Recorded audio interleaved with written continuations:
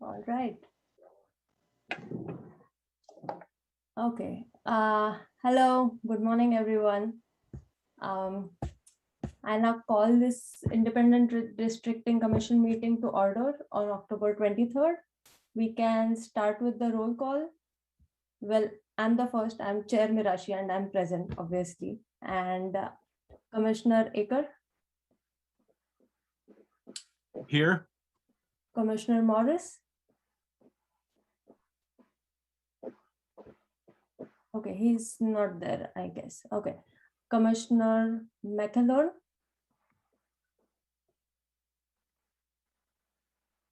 Okay. I do see Commissioner Oh, McAlern present. okay. Is your audio working, Commissioner McAlern? Okay. Yeah. Okay, thank you. Yes, thank you. Commissioner Jensen. Okay. Vice Chair Agarwal. Present. Commissioner Baldwin. Present. And alternate Commissioner Hogg. Here. Okay. Okay. A quick reminder to everyone to mute yourself when you're not talking so that we can minimize the amount of background noise.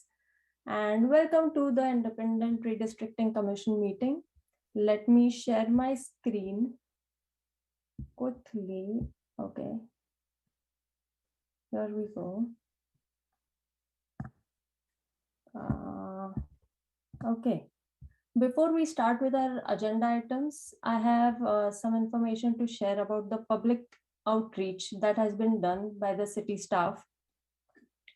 So our website, which is displayed here, has all the information related to the commission. The public notice was published in Santa Clara Weekly on October 14th.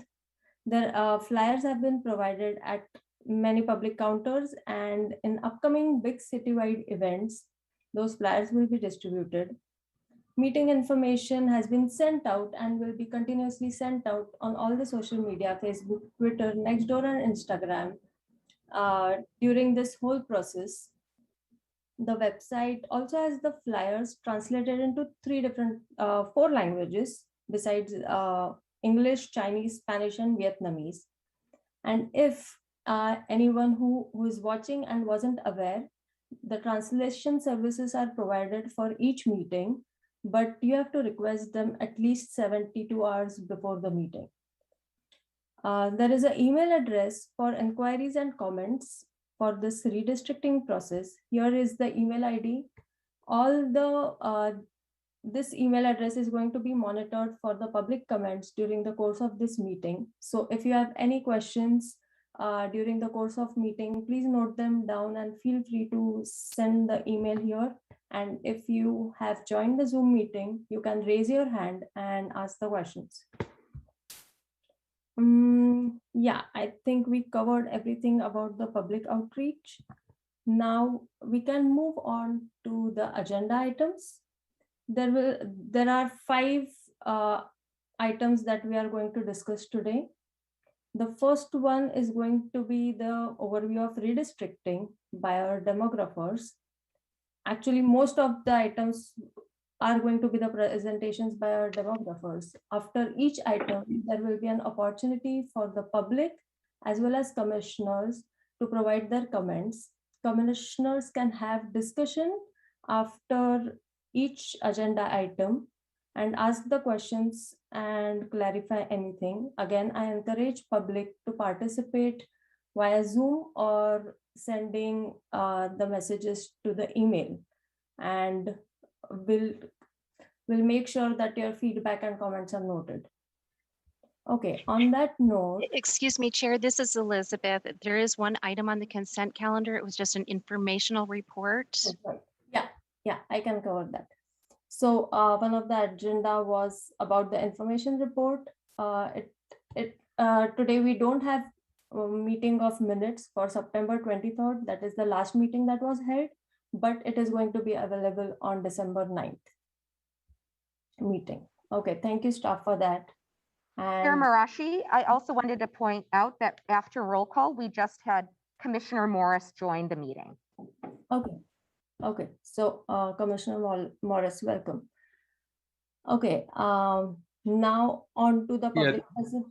Thanks. I had joined earlier, but I was not there as a panelist. That's why I think I was asked to rejoin. Oh, okay, no worries. Sorry about that. Yeah, we are glad that you are here. Okay, now on to the public presentations. Our first item is overview of redistricting. Can I request our demographers, Gobley and Lapkov, to present their session? Thank you. Good morning, everyone. This is Jean Gobele, one of the demographers helping the city with its redrawing or adjusting of current city council district boundaries. And this is public hearing number 1. Some of the material that Shelley and I will be covering this morning has already been shown to the commissioners, but some of it's new. This first presentation focuses on what is redistricting and why we do it. We are experienced at redistricting. We've helped the city in the past with drawing council districts. We have doctorates from UC Berkeley and Stanford. And so we think we're pretty helpful, can be helpful to you in the whole process of redistricting. So we're going to talk about what redistricting is, why redistrict, legal requirements, and the timeline. I'm not going to go through this fairly quickly. So if you have questions and want me to go back to anything, please make a note of it so that when I finish this presentation, you can ask them. Every 10 years, any jurisdiction that elects its boards, governing bodies, by single member district, that is only part of the jurisdiction, is represented by each one of the governing board members or council districts, city councilors in this case, needs to check the current district boundaries in order to see if the populations are still balanced. And the number 1 requirement in redistricting is that each election district, in this case council district, has approximately the same number of people in it. The reason this happens every 10 years is that we get a new set of population numbers after each US Census. And the last census was last year. So we're using those data for this round of redistricting.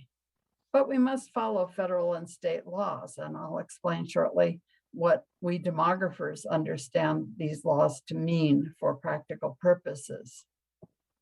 The deadline for the city adopting new boundaries is next April 17th, so there's plenty of time for the information gathering and decision making to occur. Now, no matter what new set of boundaries turns out to be your choice, incumbents will complete their terms of office even if they no longer live in the council district they were elected to represent last year or 2 years before that. The current plan was ordered by the courts. It was, first of all, the current plan was developed by the city's ad hoc advisory districting committee in 2018. And the committee listened to public input, it deliberated, it followed both legal requirements and best practices. So that committee was your predecessor in line drawing. Now, later in 2018, the court ordered that the city use the current plan for the 2018 election, and it turned out to be used last year as well. Here's the court-ordered council district plan, which is one of the ones that the redistricting committee had decided upon earlier in the year. This was used in November of 2018 for the election of District 2 and 3 council members, and then used again last year for the elections of the council members for the other districts. Now, we demographers aren't lawyers, but we work with many attorneys. And here are the laws that we think are important for redistricting purposes. The first and most important set of legal guidelines comes from federal law and Supreme Court decisions. I will be going through each of these in a few minutes. Population equality, which I mentioned already, the Federal Voting Rights Act, and Supreme Court decision prohibiting racial gerrymandering, drawing election districts that are based solely on race or ethnicity. And finally, there's a brand new law called the California Fair Maps Act. And this was passed 2 years ago, amended last year. And it establishes redistricting criteria that the city should be using when redistricting. It requires public outreach, and that's what today's meeting is about. And there's some law affecting charter cities as well. The Fair Maps Act of 2019 applies only to cities and counties, not to school districts or special districts. It requires that cities encourage residents to participate in the redistricting process. And your chair, the commission chair, just went through all of the efforts the city is making to complete outreach. And this is quite a varied approach, as you no doubt noticed on that slide that Chairman used a few minutes ago. It also requires that there be a redistricting website that the city keeps up for 10 years until the next census is released and the next round of redistricting occurs. And that actually is 2030 census data. And the redistricting process will start in 2031. Providing translation services, and that's happening, offering multiple ways for getting public feedback, and that's already been covered. Public access to demographic and mapping data and software, and we're going to talk a little bit about that this morning. The law requires that cities hold at least 4 public hearings, and this is the first of the 4 with specific protocols. At least 1 meeting held before the Independent Redistricting Commission and demographers begin to draft maps. So this is a pre-map meeting. At least 1 map meeting has to happen in the evening or on the weekend, and this is a weekend meeting, obviously, and others will be on weekdays. Meetings start at a definite time, and they're noticed 5 days in advance. Here are the priorities set by the Fair Maps Act. The federal law, which I already mentioned, and I'll cover a bit in a bit more detail. Geographic contiguity, that means you can't have a piece of one council district here and another piece over there being disconnected, or even just connected by one point. This is not allowed. Integrity of communities of interest, and that's especially important, and we have a separate presentation on that coming up this morning. Geographic integrity of cities, well, and unincorporated communities, that's not really relevant to cities. And boundaries that are easy to identify and understand, and being as compact as possible, not being string and beans shaped council districts. No political party considerations. And of course, the council is nonpartisan, so this is probably not terribly relevant. Here is the timeline. Yes, somebody. Oh, Dr. Goldberg, can I just chime in on that last slide? We did get a question from a commissioner that I thought it was a very good question, and I want to just clarify that, we are required to consider all of these criteria. However, we're likely not going to be able to meet all of them, but we consider it in the order of priority. So following federal law, geographical contiguity, but we are required to consider them all. So I think, you know, they were concerned about the language should or should not be used. We are required to consider them all. We may not meet them all. I'm sorry. I changed the language in the Yeah, header for yeah, this slide, but this is not the Yeah. version that Yeah. I. Yeah, that so I just wanted changed to it. just, Sorry. yeah. Sorry. Oh, Thank no you. problem. Yep. Thank you so much for the clarification. And here's the timeline. There was commission training in September. This is the first public hearing, and we're going to hear testimony from members of the public about what they consider their communities of interest to be. And the commissioners will be gathering information from any members of the public during these two meetings, and members of the public are free to communicate questions or comments online or in writing or in any other or by email as they wish. In December, early December, is the second community of interest testimony. Mid-January 13th in the evening, there'll be a public hearing when the commissioners will begin to review draft plans and begin deliberations. Any draft plans must be published a few days before this public hearing so that members of the public can look at the map and suggest changes to it at the meeting if they wish. Then there's another meeting, January 29th, more deliberations and taking public input. All of these hearings include opportunities for public input.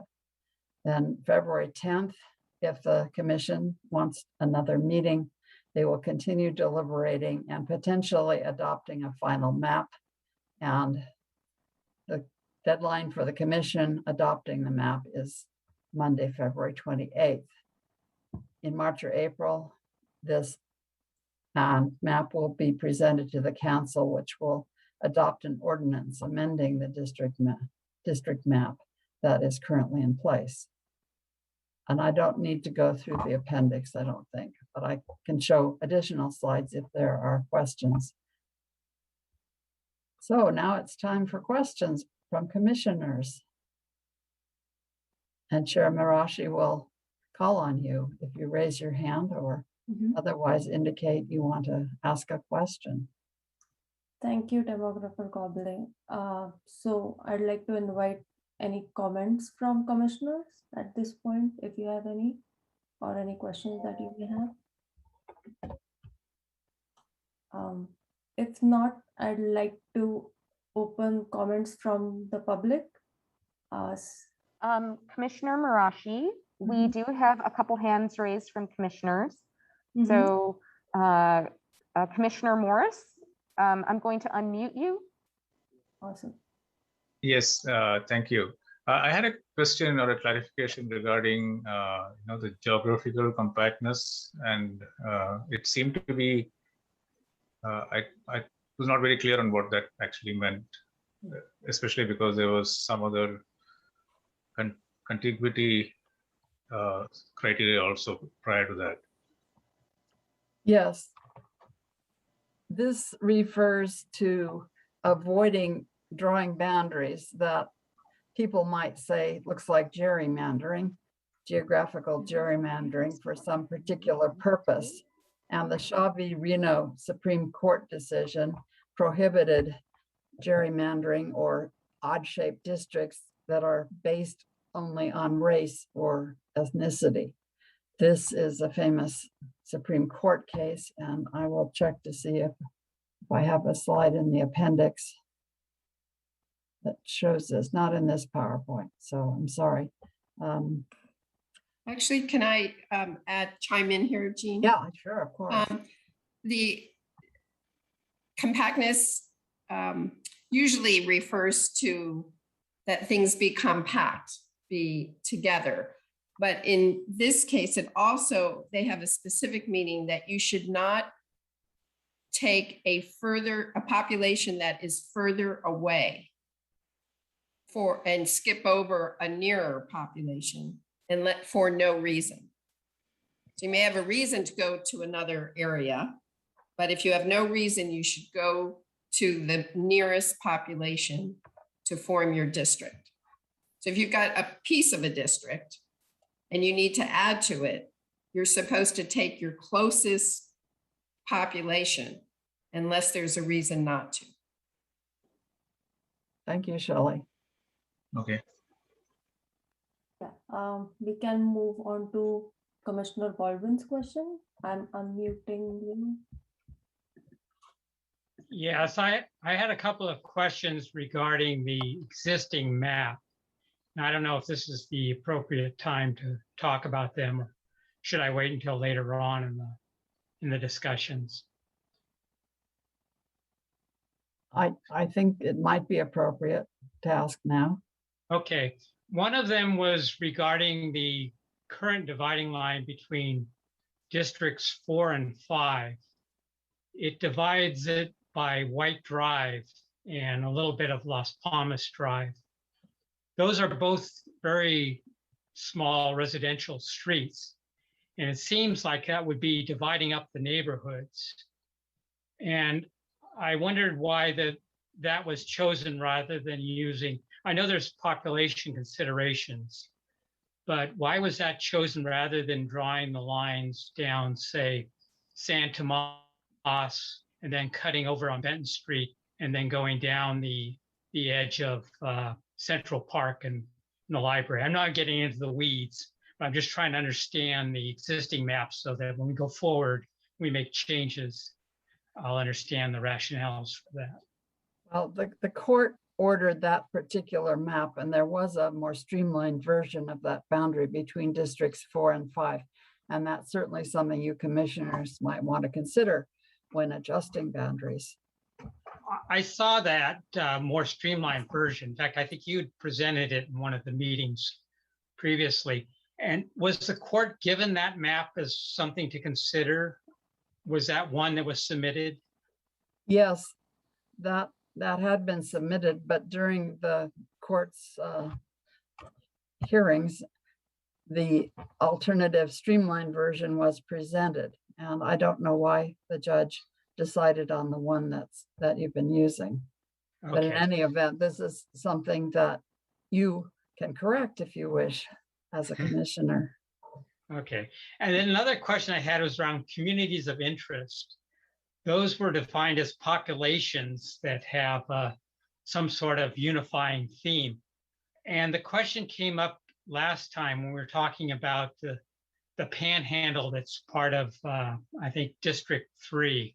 And you mentioned that population was a consideration, and then also that Koreatown was partly considered. And the question I had is Koreatown a community of interest because the people aren't actually living there? They work there, but the populations live elsewhere, maybe outside the city. So when we're looking at communities of interest as a commission, do we consider non-population groupings like businesses? Well, that's been done before in at least one other city that we've worked with, where members of a different protected group, not Koreans, but a different protected group, wanted their places of business to be taken into account because of a single city council member serves that area, even if the people who work in that area or own businesses in that area want to have a single person to talk to about their concerns, if any arise. So I think that, at least in my very limited experience, that this is acceptable. The populations can be considered very loosely, and I guess in this respect, I've never heard attorneys talk about this though, but this has arisen, and people listen to it because members of the community came forward to say that this mattered to them and they wanted this area to be all in a single council district for the reason I just said. They want to have a single council member that they can go to for help if they need it. So even though those people may or may not be living in that district. That's right. That's right. Okay, then why was in the last map, then Koreatown was divided up? Because Koreatown really, I think of it, it's an informal term, but I think of it as being actually west of Lawrence Expressway rather than, or excuse me, east of Lawrence Expressway, not west of it. And right now, the dividing line divides Koreatown right up the middle, right in half. Before we move forward, I'd like to remind everyone that right now we are accepting questions related to overview of redistricting. We are going to talk about communities of interest and new census data. At that time, we can explore this topic more, and maybe it would be great that if we can share screen or show map so that public can understand what is being talked about and they can imagine the boundaries. Yeah. Okay. Just sorry if I'm getting into the weeds. Yeah, It's probably our third presentation is about communities of interest. So we'll go into it more then. Commissioner Baldwin, all your questions are welcome. I'm just trying to think in such a way that public understand what is happening and they have some context. But Okay. yeah, do ask that question again. And Okay. Is there anything else related to redistricting that you would like to ask? One other question I had is on the current map in maybe this is too much in the weeds too, but there is there seems like there's a small patch. It's on Homestead Road that is sort of, the map indicates it's not part of District 4, even though it's surrounded by District 4. And it's in all the maps that the city has, the one that's interactive as well as the smaller ones. And I just wondered what the reasoning was for that. It's a specific address on Homestead Road. That's unincorporated, but I don't know the history of that. It's not part of the city. It's unincorporated. Okay, that explains it. Okay, thank you. That's it.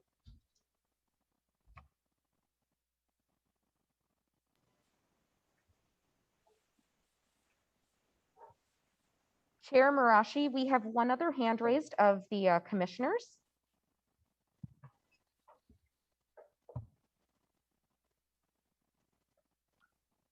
It looks like she dropped off the meeting. So let's give her a minute, and if not, then Vice Chair, maybe you can pick it up until she's able to rejoin.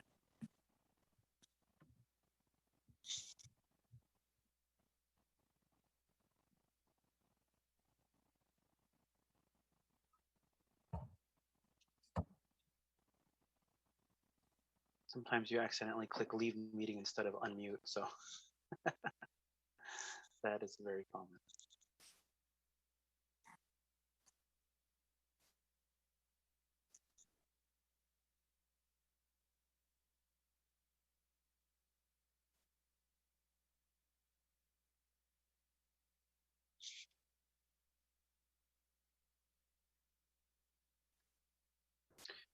Vice Chair, how about you pick it up? I think we have Commissioner McElhern's hand up, so maybe you can pick it up from here, and then when Shruti comes back, she can resume.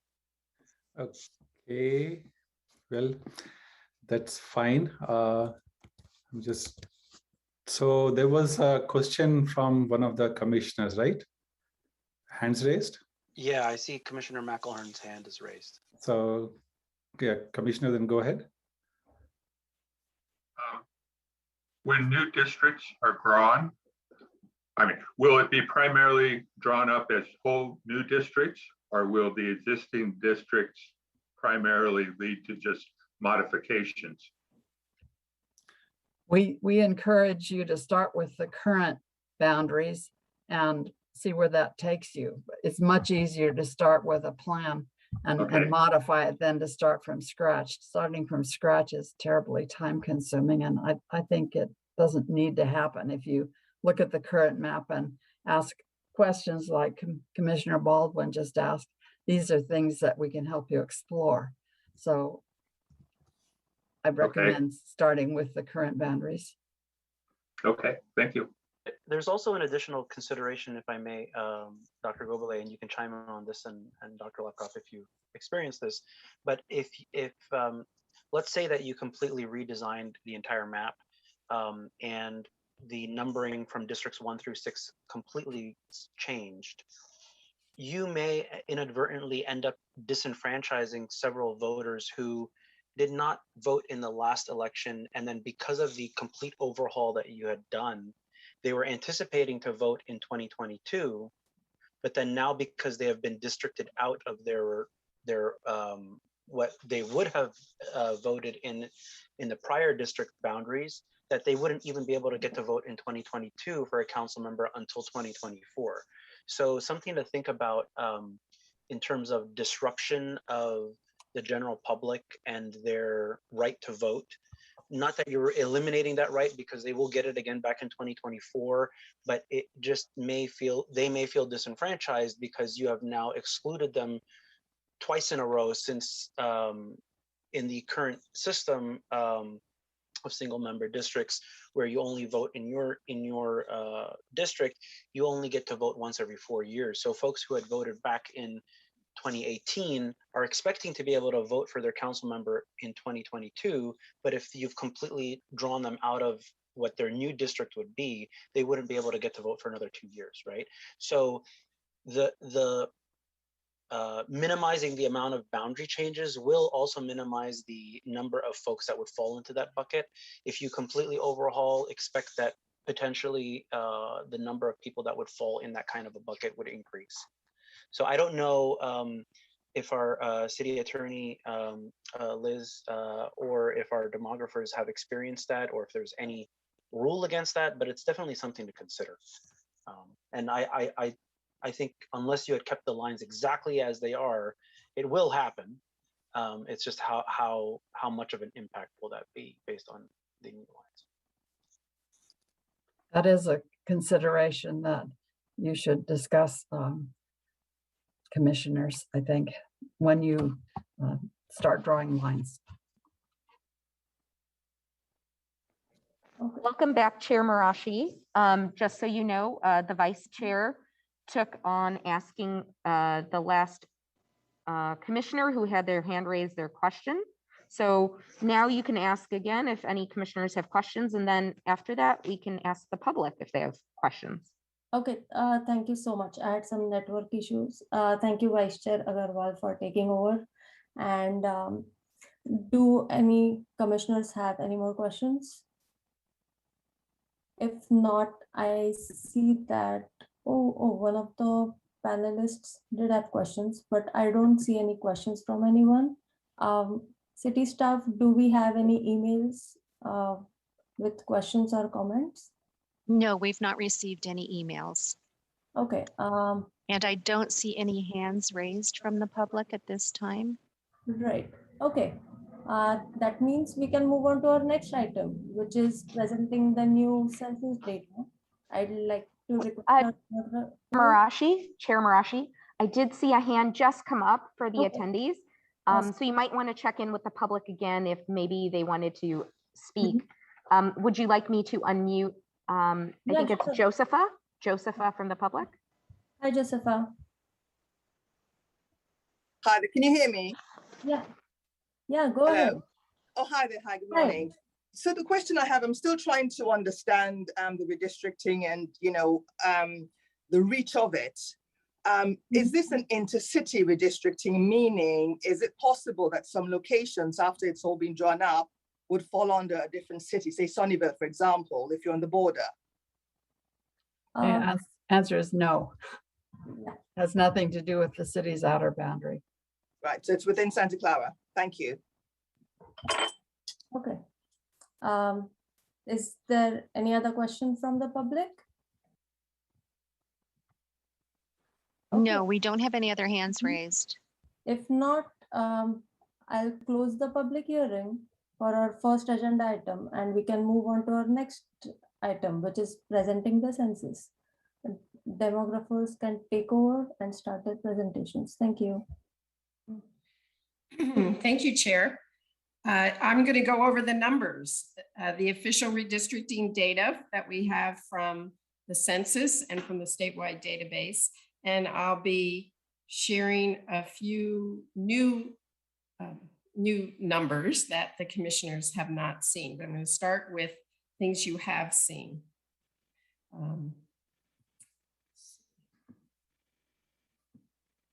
So as Jean showed earlier, here is your court-ordered plan that has been in effect. There are 6 districts, and I'm going to go over the population equality with the current 2020 redistricting data. And as Jean mentioned, these council districts have to be fairly equal in population. That's both from federal law and also the California Elections Code. And this explains how we discuss population equality, how we measure it, and there's some leeway permitted. So in the 2020 census data, as adjusted for prison populations by the statewide database, which is the official data that we need to use, your city has a total of 127,854 people, so right here. And if each council member had an equal population, it would be 1/6 of that number, which is 21,309. So this is the ideal council district population. And we don't have to be exactly equal. We get a 10% deviation or variation. So we can actually have a difference between the least and most populous district of 2,131 persons, or 10% of the ideal size. So that's how we think about the population equality among your council districts. And this is the data the commissioners have seen before, but is new to the public. This is 2020 populations for each council district. So the ideal is 21,309, and you can see some of these are smaller, some are larger. And I'm going to just explain with the first row here. Council District 1, 19,681. It's short by 1,628 people. If we take that and divide it by the ideal population size, that would be a minus 7.6% deviation. Similarly, Council District 2 is too large by 1,443 people. It has a 6.8% deviation from the ideal population. We calculate this deviation by looking at the least and most populous council districts, and it turns out District 1 is the smallest, District 2 is the most populous. If we add this together, these deviations, we would get 14.4%. So that's how we calculate these deviations. It's higher than the 10% allowed by law. Another way you can do it is you can look at the difference between the most populous Council District 2, 22,752, and compare it to the least populous Council District 1 at 19,681. That deviation is 3,071. And if you take this 3,071 and divide it by the ideal population, you would also get 14.4%. So 2 different ways to get the same result. All right. So I'm now going to go on to data that shows your race ethnicity within the city. And this is, I believe, new to the council members. And these are a lot of numbers, but there are actually 5 different categories that we look at. All of these data come from the statewide database. Some originate from the census. Some originate, some from the decennial census that we just took. Some originate from a Census Bureau survey on citizenship. And some originate from your county register of voters. But all of the data is taken by the statewide database and they process the data, and that's what we're using. So from the decennial census, we have the total population, and here's the same numbers that we just saw on the other chart. And then we have the percent that are by different race ethnicities. So we have Latino/Hispanic, the non-Hispanic white, non-Hispanic Black, non-Hispanic Asian, non-Hispanic other. So it totals up to 100%. So overall, you can see for the city as a whole, Latinos are 18% of the population, whites are 28%, non-Hispanic Blacks are 3%, non-Hispanic Asians are 49%, the largest category, and non-Hispanic others at 3%. Now, because of Voting Rights Act, we are looking at the ability of protected minority groups to elect representatives of their choice. And so we have other measures that try and get at voting strength or the ability to elect officials of their choice. And so the first is looking at the voting age population. And here we see the percentages change a little bit. Latinos are have a younger population. So of the 18 plus, they now fall to 16% of the population. Whites grow to 30% and so on. And you can see how it varies by council district as well. So for example, the Asians, which are your most populous group, there is some variation by council district.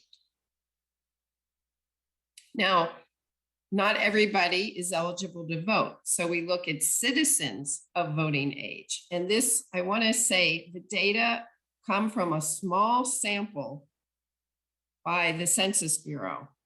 And there are high error rates, but this is the closest that we have been able to come, anybody is able to come to estimating what we call CVAP, citizens of voting age, CVAP for short.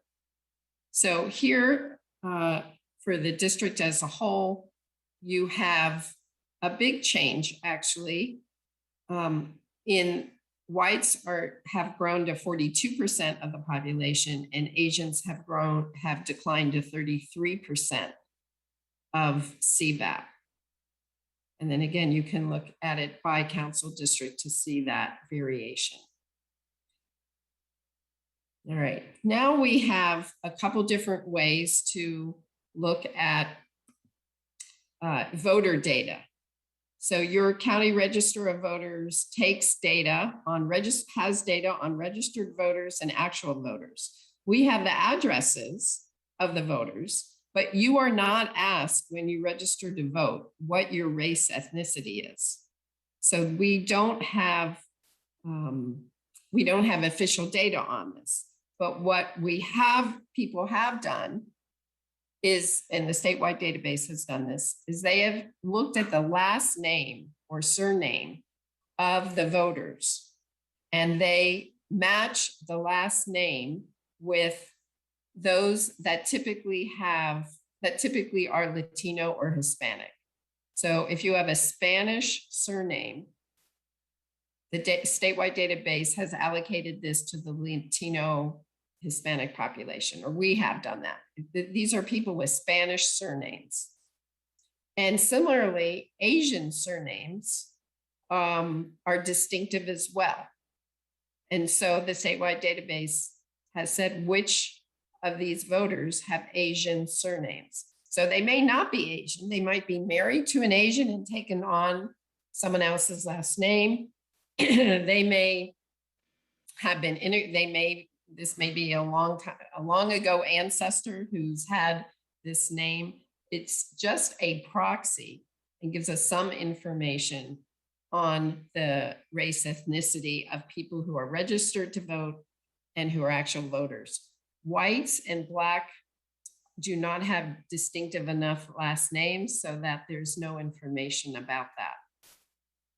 So when we look at registered voters, we see that 25% have Asian surnames and 16% have Spanish surnames. And then we look at the ones that actually voted. So here you can see it's kind of interesting. The numbers fall a lot. We have now 58,539 people actually voted. This is from the general 2020 election, presidential election. These were the people that were registered to vote. These are the people that actually voted. So 48,505.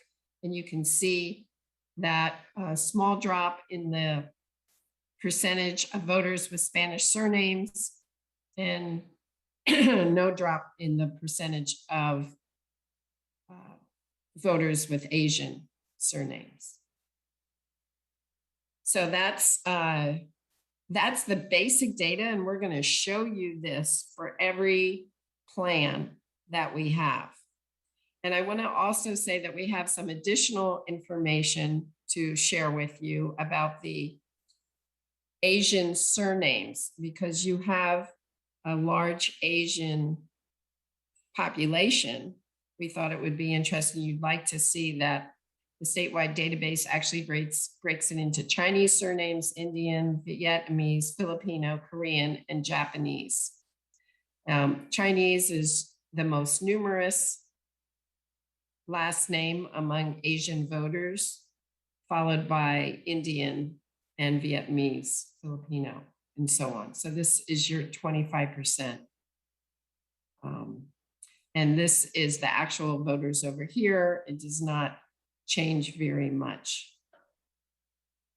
Now, so this is overall for the city as a whole. And we, if you were interested, we also have what it is by your current council districts. You can see the number of Koreans, Japanese, Chinese, Indian, Vietnamese, Filipino last name voters. Again, remember that these are not necessarily people of that ethnicity, but their last name is attributed to that race ethnicity. So that is the last slide, and I'll stop sharing, but that gives you an idea of what kind of information we have and that we can present whenever we provide draft plans. Yeah, thank you, Demographer Laptop. I'd like to open the forum for Commissioner. I'd like to say something. I'm sorry. This is Jean Gobele. I wanted to comment that the citizen voting age population is part of the American Community Survey, which asks many different kinds of questions, not just about citizenship. That's the most controversial question that they ask, though. And then the surname matching that happens is based on surname lists that have been gathered by the Census Bureau and others over many years. And the way they got to having the surname list is by matching people's last name with whatever each individual self-reported race or ethnic category was. So this is fairly scientific. There are known error margins for Hispanic or Spanish surnames, not so clear which geographical areas have what error margins. And the same is true of Asian surnames, except that those error margins tend to be larger. Anyway, that's just a technical note in case you're wondering about how they get these surname assignments. That's all I need to say now. Okay, thank you, Demographer Gobele. I see that Commissioner Acker has a question. You can unmute yourself and go ahead.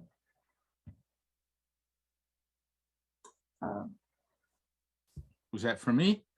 Yes. Oh, okay, yeah. So my name's Eric Acker. Two questions. One, you had racial data or from multiple sources, and I was kind of interested in why there are multiple data sources. My experience is that always creates headaches. Oh, you're smiling, you had headaches too. So rather than just taking a single data source such as the the US 2020 census? And the other question is, are we supposed to really look at the racial data, or should the maps be by population total, regardless of voting age and voting ability? Sorry. Go ahead, Jean. Sorry. The reason we have multiple measures, or at least some of the reasons we have multiple measures, start with total population, counting everybody is what's required to satisfy the population equality requirement. And the Supreme Court has decided that persons of all ages, regardless of citizenship and ethnicity, race, get counted in this total population figure. So that's sometimes called one person, one vote, but it really isn't a vote, but they get equal representation regardless of any other characteristics they have. And we try to get out the ability of particular protected groups under a different federal legal system established by the 1965 Federal Voting Rights Act. So really, when we show you data for plans, we may not go into so much detail and instead just look at total population and people eligible to vote, which is citizen voting age population. Sometimes we look at the voter registration and turnout, but each of these measures something slightly different that's useful to know about when map drawing. Shelley? Yeah, I wanted to mention, you're right, it does get awkward when you have different data sources. So one of the things the statewide database has done for us is they have taken all the different data sources and they've consolidated it for us. So in a sense, as demographers, we actually have only one data source, the statewide database. So that's helpful. But to answer, just to reiterate why we need these different data sources for Voting Rights Act compliance, when you're looking at, are you dividing minority communities? Are they strong enough? Are they too concentrated? That's sort of what you're looking at. Are they divided or are they too concentrated? It's called packing and cracking. I think we talked about that last time. We have to evaluate the voting strength of these communities. And none of these measures are perfect. The CVAP is not perfect because it's really has high error margins from the American Community Survey, the Census Bureau. Even though the Census Bureau conducts it, high error rates. And then voter data, which is, at least we have the whole voter file. So that is a plus. But it doesn't tell us about all the different races. And people intermarry and so on. So there are errors that come in with the surname analysis. So it's been studied for, as Jean said, like people have developed these lists for 30 years. They're pretty good, but they have error margins because of the intermarriages in particular. So these are all to give you a picture of a community. So if there were like a constant, like we talked about Koreatown, so that isn't really relevant because it's just businesses, it's not the population. But if we were looking for a concentration of Koreans or Chinese or Indians, and we thought that we needed to keep them together, we would look at all these different sources to get us to picture, to form a picture, to understand the community. So that may be a long answer to your question of why we need all these different data sources, but that's why. And you had a second question. Did we answer what was the second question? I'm not sure we answered that one. The second question. Should you look at those? Yeah, so sometimes, yes, when you're looking for pockets of where there is a community of interest by race, ethnicity, then we need to use that data as well. It's kind of like a community of interest measure.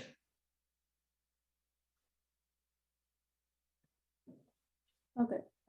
If that answers Commissioner Eckner's questions, we can move on to Commissioner Morris. He has a question. Commissioner Morris, please go ahead and ask your question. Yeah, right. Thanks. My question is very simple. I saw the first chart which had the 6 districts included in it. And the districts 4, 5, and 6, the figures were shown in red. May I know why? That's because we just put negative numbers in red and black numbers that were over. That doesn't seem to be consistent because District 2 was positive. It was shown in black, whereas another district down below was positive, was shown in red. Yes, you're right. We messed up the colors. Oh, okay. We'll get that right. No, I just was wondering why those red and white was black. Sorry. Thanks for the clarification. Yeah. Thank you for the correction. Okay, thank you, Commissioner Morris. I see that Vice Chair Agarwal has a question. Vice Chair, you can go ahead and ask your question. Yes, so thanks for the data, which was very informative. My question was, I suppose when we draw the boundaries, we would try to probably balance. One of the things is the variance is less than what it is now. And then there is ethnic data also. So when we redraw the maps, I suppose, do you have data to that level that if we decide to move the line and move a specific neighborhood into a different district, we will be able to see, okay, how the numbers are impacted, not just the total population, but also kind of other group wise? Yes, as Shelley said, we show you that detailed table for every plan. And I know that will be important to you. So we will probably need to create a plan and give it, and then you'll do some analysis and then get back. It's not in real time. We draw the boundary and then see how it is changing. Well, there may be some real-time opportunities, but they aren't set up yet. I'm not sure what we'll have exactly, but. Well, Jean, you're going to show Jean is going to demonstrate later this sort of paper kit, and you'll see what we have is one measure is CVAP, the Citizens Voting Age Population by Race Ethnicity. Total population too. And we could think about adding columns to that summary, Shelley, but that gets more complicated. Okay, I was trying to understand because once we do that, options, whatever options become, we need to get kind of feedback and then adapt based on what our kind of plan shows. And trying to get a sense of, is that a long lag time between like, this is what we probably want to explore and then get feedback back, or this is what it means. Yes, we will give you that. That's a very important part of what we do to try to help you. Okay. Okay, we can move ahead and take, I see that Commissioner Jensen has a question. Commissioner Jensen, you can go ahead and ask your question. Thank you for walking through all that data. It's super interesting to understand. My question is about the surname breakdown that you showed. I think it's really important to understand like Vietnamese versus the Korean breakdown. So I really like seeing that in the surname. My question is it possible to do that same type of surname breakdown for the Spanish language surnames? And I know, I think I have a guess of what your answer is going to be, but just asking. Well, there is some detail, but we're not prepared to provide it, unfortunately. There are overlaps between surname lists. For example, some Spanish or Hispanics, typically Hispanic or Spanish surnames, overlap with the Philippine surname list, and the Korean surname list and the Chinese surname list overlap. So there are lots of nuances that we can't help you with, unfortunately. It is flawed, as Shelley said, but it's somewhat informative.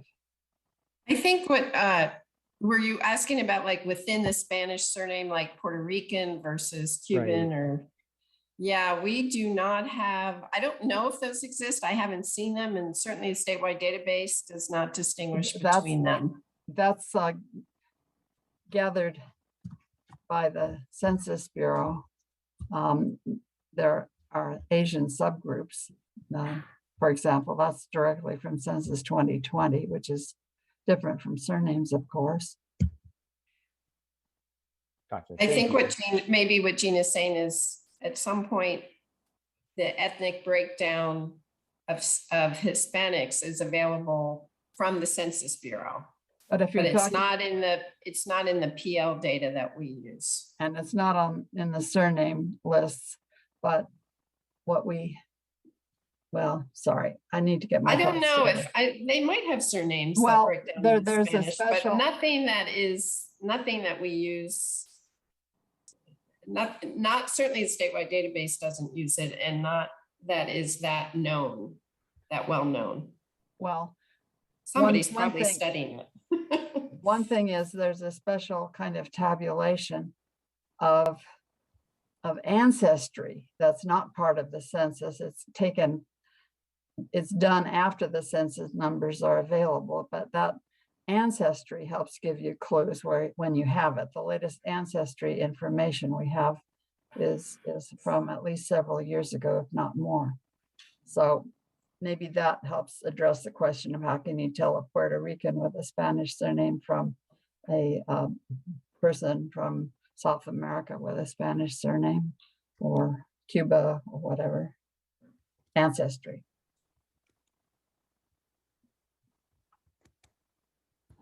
Okay, do we have any more questions from the commissioners? If not, I can go ahead and ask my question.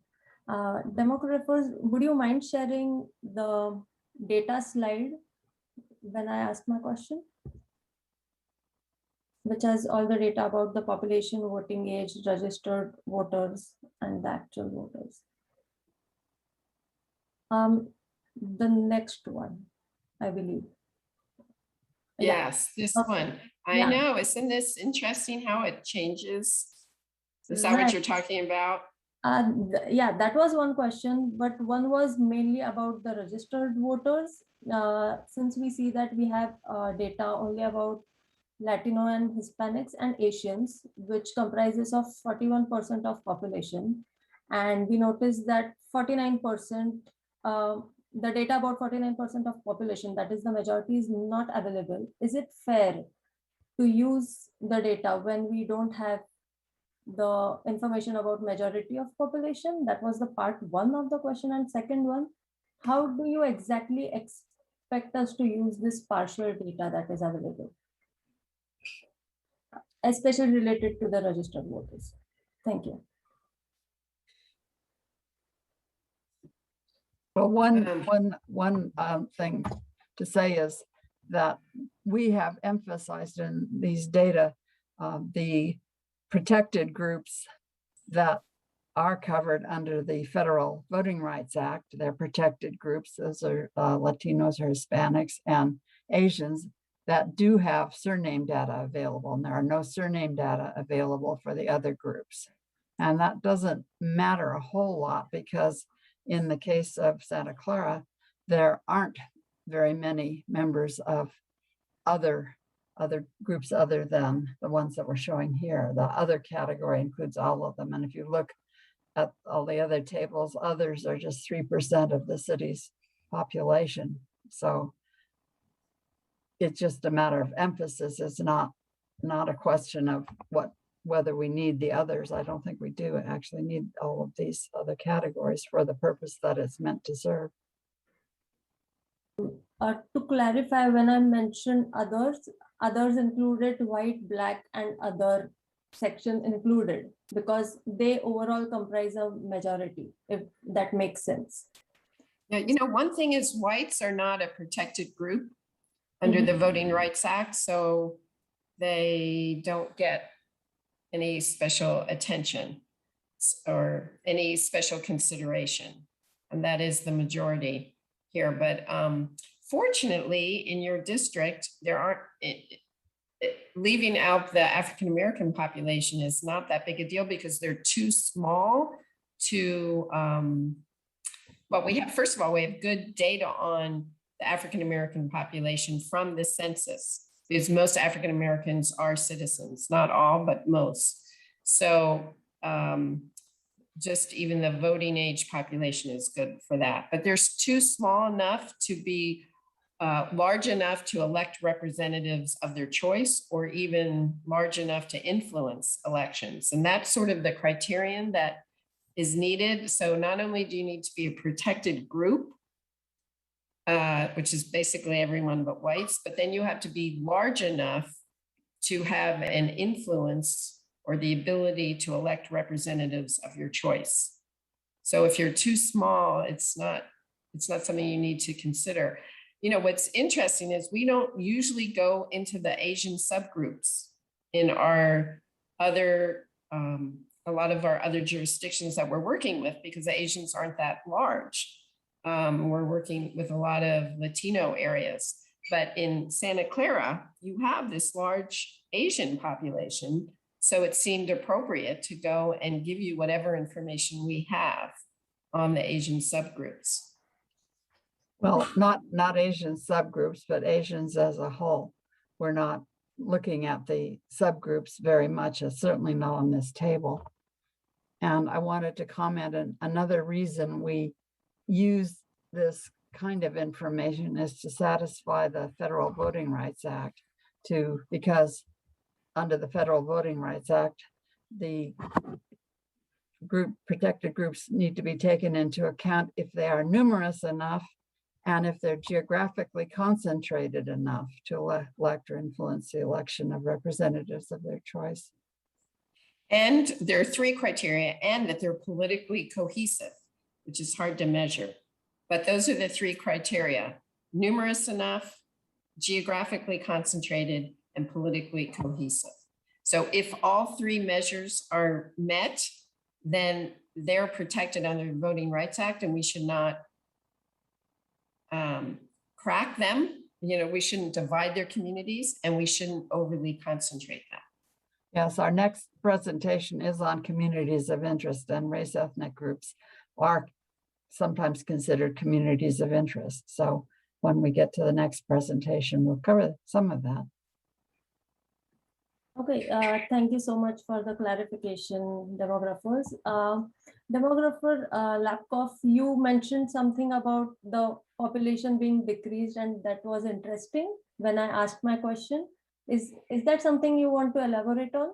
I don't have a specific question, but I would. Well, yeah, it's just that people don't look at this data, don't realize this, but it's just, and it makes sense. But the population, even though you have 127,854 people in your community, these numbers just decline a lot. And to actual voters is only 48,505. This is not unusual, but sometimes people are surprised when they look at how the population changes. So I mean, CVAP should be a good measure, the 75,666 of eligible voters, but in fact, only 58,539 are registered. So one way to think about this table in general is that top left panel for total population are the numbers you need to know to satisfy the population equality requirement. And the bottom right deviation indicates the deviations. So all the other panels, the voting age population, the citizen voting age population, and registered and actual voters are all used to assess conformity to the Federal Voting Rights Act. So some of these numbers serve different purposes. Two issues. One is population equality. The other, which is multiple actually, is compliance with the Federal Voting Rights Act. Okay. So even for the voting age, do we need that deviation to be 10% or it is all right? No, the only deviation measure is of total population. Okay. Okay, thank you for clarifying. On that note, last call for any questions from the commissioners. If not, we can see if we have any questions from the public. We do not have anyone as an attendee requesting to speak, nor do we have any emails at this time. Okay, thank you for letting me know. Now we can move on to our third item, which is communities of interest. And I'll let the demographers take over. So communities of interest, which are very important in this round of redistricting. They used to be a bit less important, but always considered. This again is the Fair Maps Act list of priorities. Instead of should or should not, it should say could be taken into account, as the city attorney has indicated. So number third priority is respecting geographic integrity of communities of interest, and especially don't split communities of protected groups. And those are the race ethnic groups protected under the Federal Voting Rights Act. Everybody except non-Hispanic whites. And here's language from a California law defining a community of interest: common economic interests or social interests or other kinds of interests that should be included or put together in a single council district to be effective and fair to that group and to try to avoid splitting them. And these can include things like recognized neighborhoods and areas with other kinds of similar socioeconomic characteristics. And this might include the socioeconomic characteristics of the business owners in a particular area, not where the business owners live, in response to an earlier question. Here are the current council districts. And in 2018, we were able to obtain next door neighborhoods, and they're shaded in different colors here. Each color, contiguous color, is a next door neighborhood. And to some extent, the current boundaries follow communities of interest as defined by next door. And I don't know what the criteria they use to establish these boundaries. And so take them for what you think they're worth. But this is an example of an attempt to create neighborhood boundaries. And I don't think that we've seen any other information that suggests what are the distinct neighborhoods objectively. There's certainly subjective ideas of what people's neighborhoods are, but there's no agreed upon neighborhood list that comes from the city or any other authority. Now, the city planners are working on redeveloping certain areas of the city. And one area that's discussed frequently is this map shown on the left of the old quad area. And this is where the university, Santa Clara University, is located. We're near there. And this is an area that people talk about a lot and what characteristics it has. And they treat it to some extent as if it were distinct for planning purposes or other purposes. And the map on the right shows some of the 5 of the planning areas that may be redeveloped. And the downtown precise plan is for this area. The El Camino Real specific plan is this whole length of El Camino. The Tasman East specific plan, and these are plans for development of housing and commercial uses. The Patrick Henry Drive specific plan is right here, and the Freedom Circle focus area is here. So I don't know whether you'd consider these communities of interest, but they might be worth considering because they have distinctive characteristics, at least as far as planning goes. You might want to keep them intact. since the city council might be wanting to, might be asked to make policy decisions affecting them.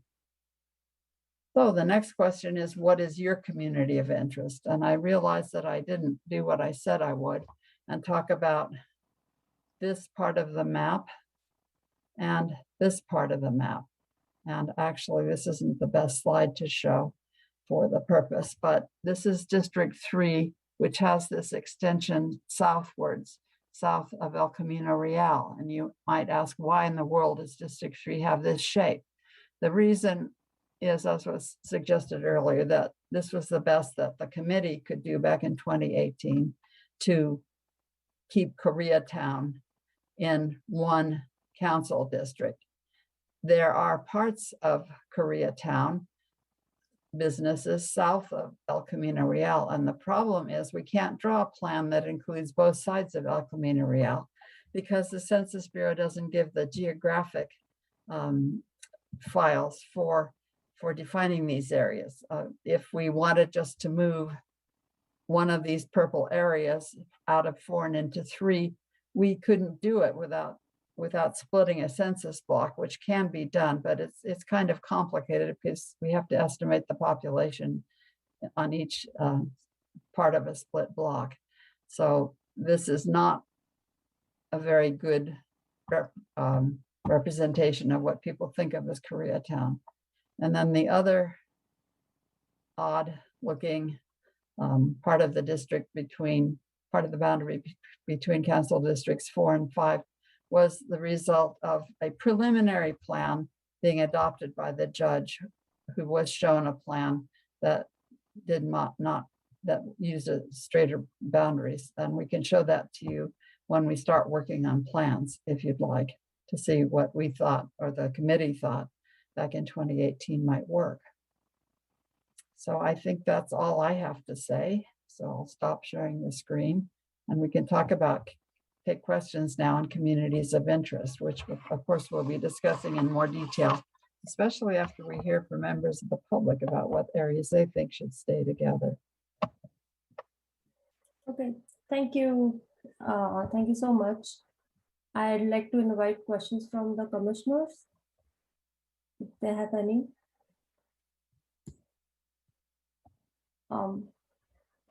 Commissioner Baldwin, you initially had a question about communities of interest. If you'd like to ask that, but if it is clarified, that's all right.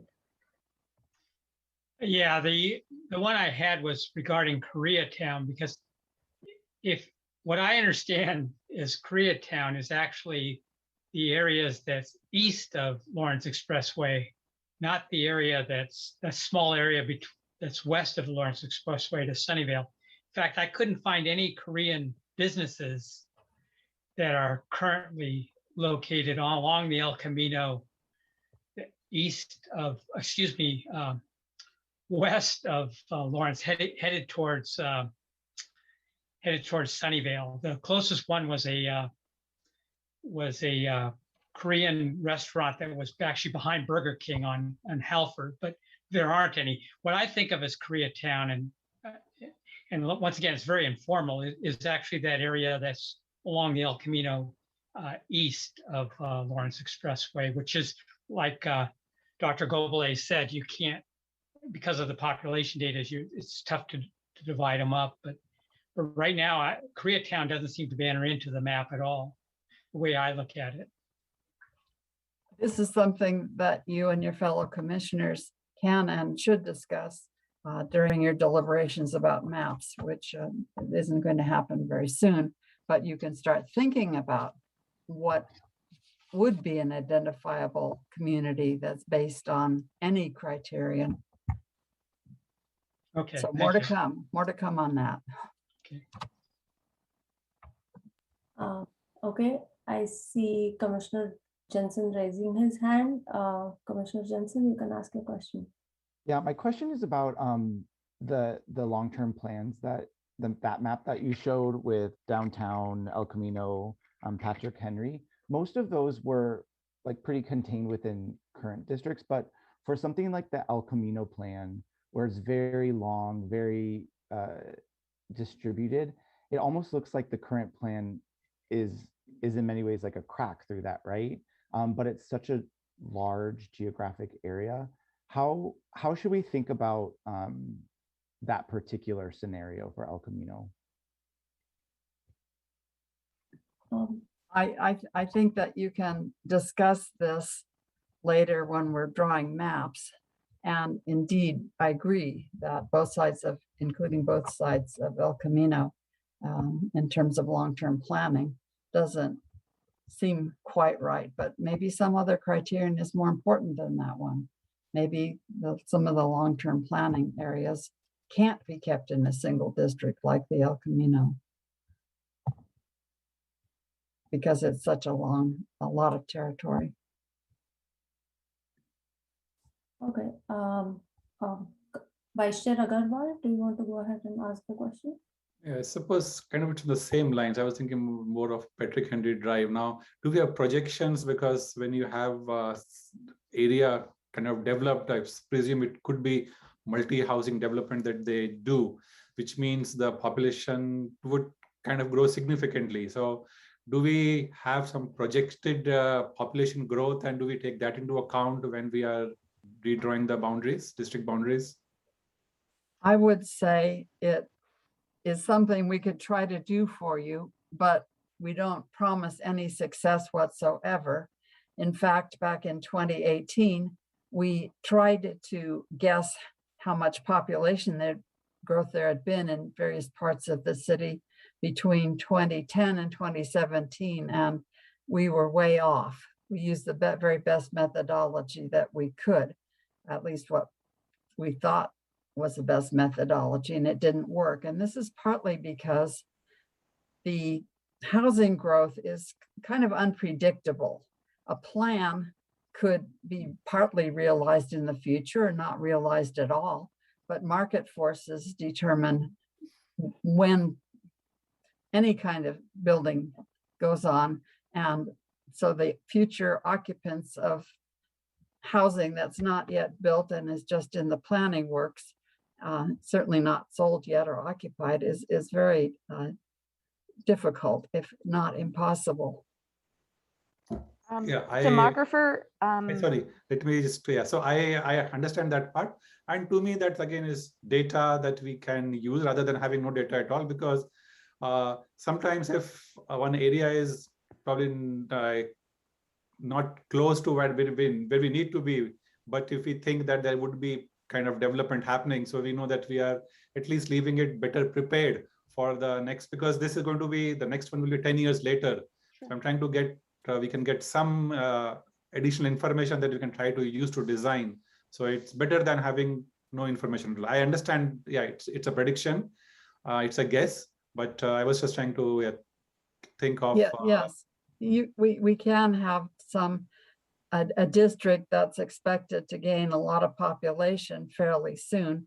We can leave it underpopulated by a little bit because we still have to stay within below that 10% deviation, which the courts have set. It's not actually a law, but the courts have set this in most cases as being the maximum permitted deviation for jurisdictions like your city.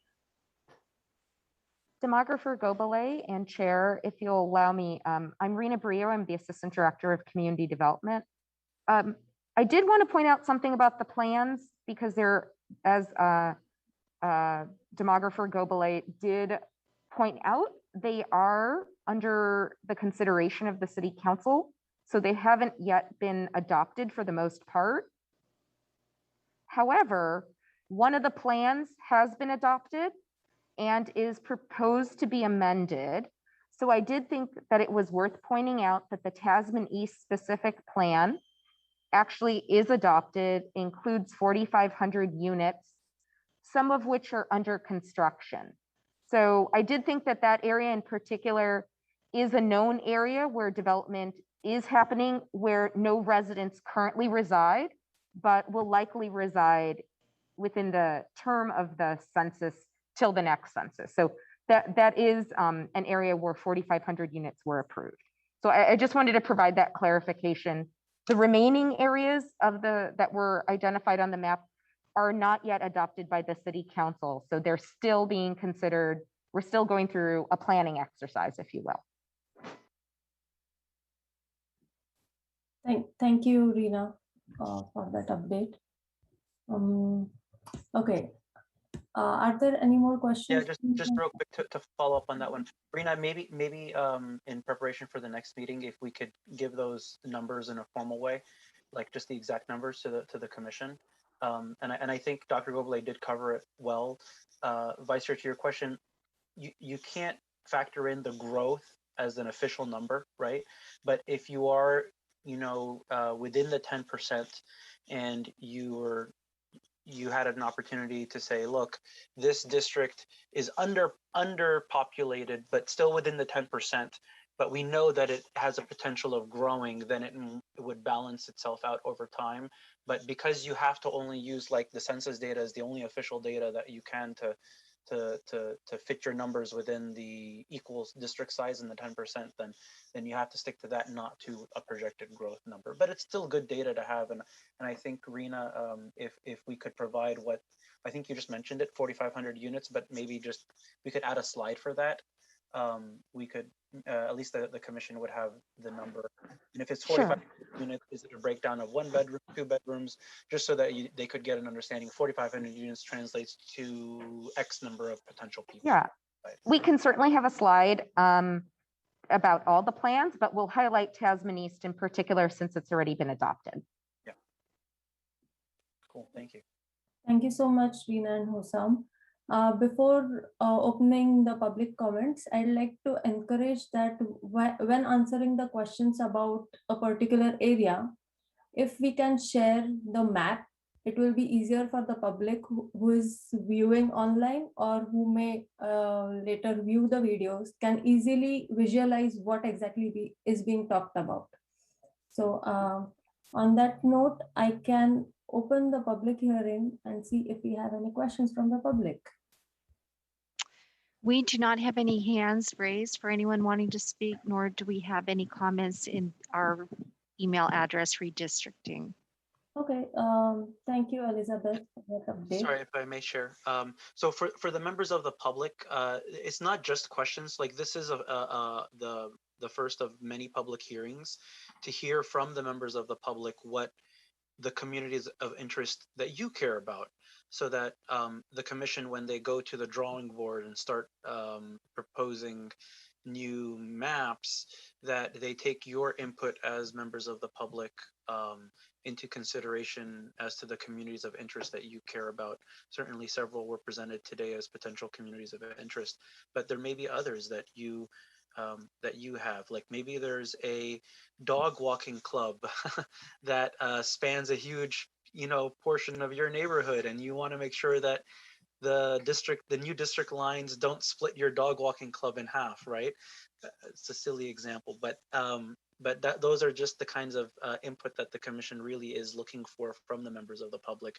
What are the communities of interest that you care about? Certainly several were covered in terms of, the different area developments, like Rivermark, the Old Quad, the next door neighborhoods that are, designated within next door. Those are all potential inputs for communities of interest. And of course, the commission is looking for input from you all who are members of the public who are watching now live, or maybe watching a replay. And you could still send that email to, if you have input and you're watching a replay, certainly before the next hearing, you could send your feedback in as input to the email, which I believe is redistricting@santaclaraca.gov. So just a comment to hopefully encourage solicitation of input from the public. Thank you, Chair, for indulging me. Yeah, thank you so much, Hossam. Since we don't have any more questions from commissioners and the public, we can move ahead to our fourth agenda item, which is the tutorial on map drawing. I'll let the demographers present this one. Yes, thank you, Madam Chair. We have something called a pieces tool for plan drawing. that you can somewhat manually, but with assistance, sorry, can use to experiment with drawing plans. And this sometimes is called a paper kit because it can be printed, but there's also an Excel file that you can use to do the calculations for you. So this kit or tool will be available on the city's redistricting website, redistricting@santaclara.ca.gov. I think Hassan, the city clerk, just gave you that URL. And you will be able to use two things. One is an Excel file and the other is a map. So I'm going to talk about how to use this now. So here are the current council districts, and this is a nice map because it shows the districts, the current council district boundaries and the parks and schools, landmarks, airport, waterway, and different kinds of roads are shown on this particular map. It's a very useful one. It says draft plan 3, but this is actually the court-ordered districting plan from 2018. So we start with this, and as I said earlier, it's better to start with the current plan and try modifying it than to start from scratch, which you can do if you want to. If you like to do jigsaw puzzles, you can try that, but probably easier and less frustrating to use this approach of starting with the current plan.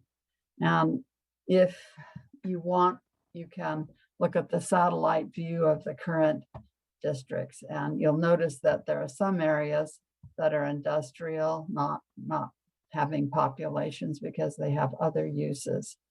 So we showed this slide to the commissioners before, but these are maps showing the northern detail for the current council districts, and then the southern council districts with the street boundaries identified. And this particular part of the District 4-5 boundary is described in the pink or peachy colored box down here on the lower right.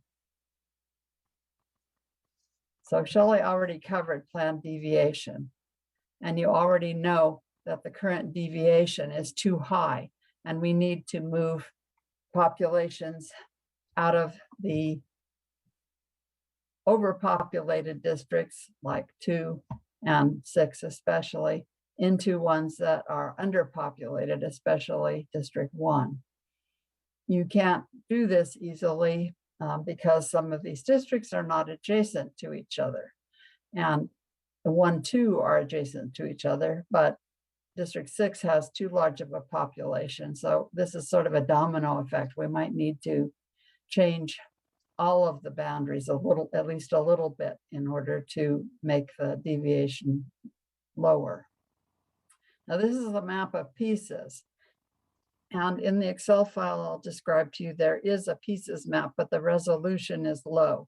So in addition to the Excel file, which can be printed out for use by people who'd rather not or use a computer or for any other reason, has better resolution. So if you want to look at a pieces map, use the PDF file, and I'll show that to you in a few minutes.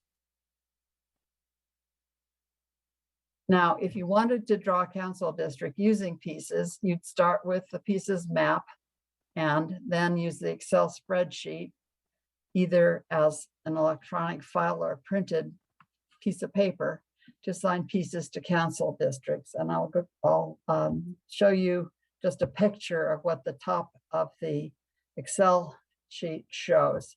And what you do is, first of all, actually, you assign each piece, and there are 36 of them listed here. The piece number is in the second column.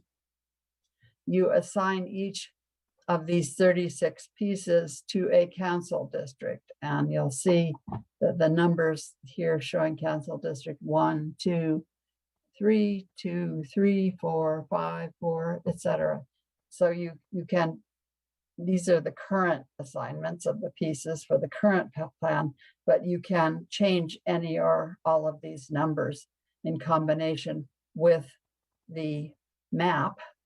And up at the top of the worksheet, you'll see automatically calculated as you go what the deviations are, populations and deviations are after making the change. And this is the current plan deviation shown here.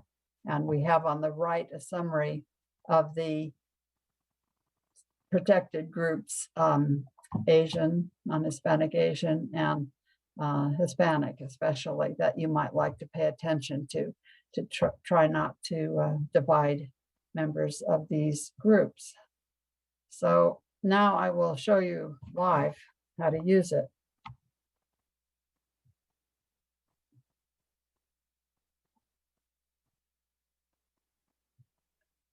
Have too many files open. Here it is. Okay, this is the Excel worksheet. And yeah, yes, I need to unshare and reshare, right? Sorry. I just want to chime in that if you like this approach, we can change the pieces for you. We can make more pieces or change the pieces to make it more flexible. After you play with it, you might request us to change, to divide a piece. If you were going to be serious about creating a plan using what we're showing you now, you would probably want to print out a higher resolution version of the pieces map, which we're supplying as a PDF file separately, and have this in front of you to assign pieces. So if you decide you want piece number 1 to be in a different district, all you need to do is go here and change the number. So let's see about putting that in 5, and that should have changed the numbers a little bit. So I'll undo that so you can see the numbers up here in the top left changing. There's no population in piece 1. That's why it didn't change the numbers. Okay, let's find a populated piece. Here's a nice big populated piece, 5. So let's look at what happens to District 5, minus 3.4%, when we assign this piece to 5 instead of 1. So you can see the deviation went way up to over 36%. That's way too many people. And you can't move directly from 1 to 5 because they're not contiguous. So as you click on each of these, the numbers off to the right for each piece get recalculated to fill in the deviation part of the worksheet and the citizen voting age population portion of the worksheet. But we do have more variables than this that we can summarize up above and add on the right here where my cursor is. Here's the pieces map, which is in a worksheet, but when you zoom in on it, you can see you can't read the writing, street labels or anything else. So that's why I say you can just use this for general orientation to where the pieces are located, but the PDF version is much better for that purpose. There's a worksheet called instructions, and you can go through this step by step in order to get started using this tool. And then the field descriptions. So there are, we need to update this because we're not using all of these fields. This is left over from Census 2010. Sorry, this worksheet, this was used in 2018 and I forgot to update the field descriptions, and I'll do that. So that is the spreadsheet, and I'm going to show you the PDF map now so that you will be able to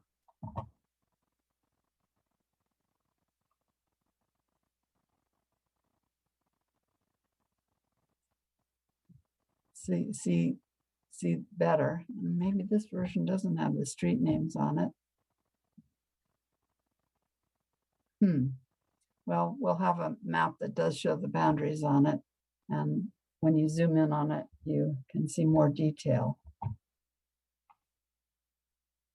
Yeah, the streets are there in very pale gray. The gray is too pale, but major streets are labeled. And if you zoom in, you can read them quite easily. So these two pieces have Tasman Drive as their southern boundaries. And this piece, here's Levi Stadium, is bounded by the train tracks in Tasman Drive and Great America Parkway. So that's piece number 5. And then Agnew Road is the other boundary of that piece. So this PDF map is the right one. And you can see the streets if you zoom in. I think you'd have to have a great big piece of paper to print this on in order to be able to read street labels. So I hope that anyone wanting to use this can use Acrobat.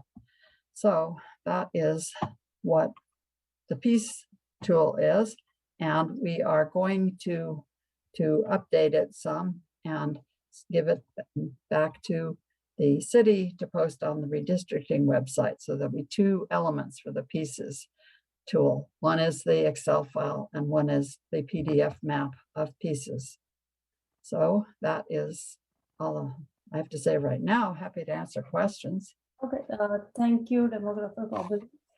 Before we open up commissioner comments, I'd like to ask, when are these going to be available on our website so that the public knows?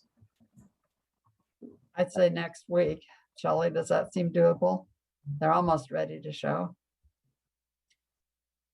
Just a couple You changes. just have to update that last definitions. Yeah, that works. We could take it off, and I don't know that we need those definitions. Yeah. Yeah. Well, Okay. I don't think we need the definitions either. So we'll just send it to the city by Monday, I guess. Okay, thank you for that. We can open the questions. Hussam, do you want to go first? Yeah, just real quick, because I know Dr. Gobele and Dr. Lockroff, you had mentioned that you could generate more granular pieces. What is the lowest level of granularity possible, and what would it take to do that? I just worry that the commission, if the piece chunks are too large, being able to, because the deviations aren't too large, but from the biggest to the smallest, it is large, but amongst each other, the deviations aren't too large. Those pieces, as it is currently, look a little too chunky, that it might be really hard to fine tune the district boundaries. So what is the lowest level of granularity that could be generated using this tool? Not in the current way that you shared, but for this tool in particular, we can provide more granularity. And what I'd suggest is you commissioners and interested members of the public and city staff members, try using it so you get a better idea of what kind of granularity would help. And if you would email us any ideas about how to subdivide pieces, we'll add pieces 37, 38 up through however many it is. So we can make the pieces any granularity you want, except that the pieces are based on census blocks, and we need to keep census blocks intact. That's the smallest building block for districting plans. Census blocks different than voting precincts? Or? Yeah, they're smaller. They don't have the same boundaries. Census blocks are like individual city blocks, and precincts are much bigger than that, but they don't share any common boundaries. And just for scale, how many census blocks are there in Santa Clara? Like, thousands. Okay, thousands. Yeah. There are too many to show on a map now. In order to get that kind of granularity, you need a different kind of mapping tool.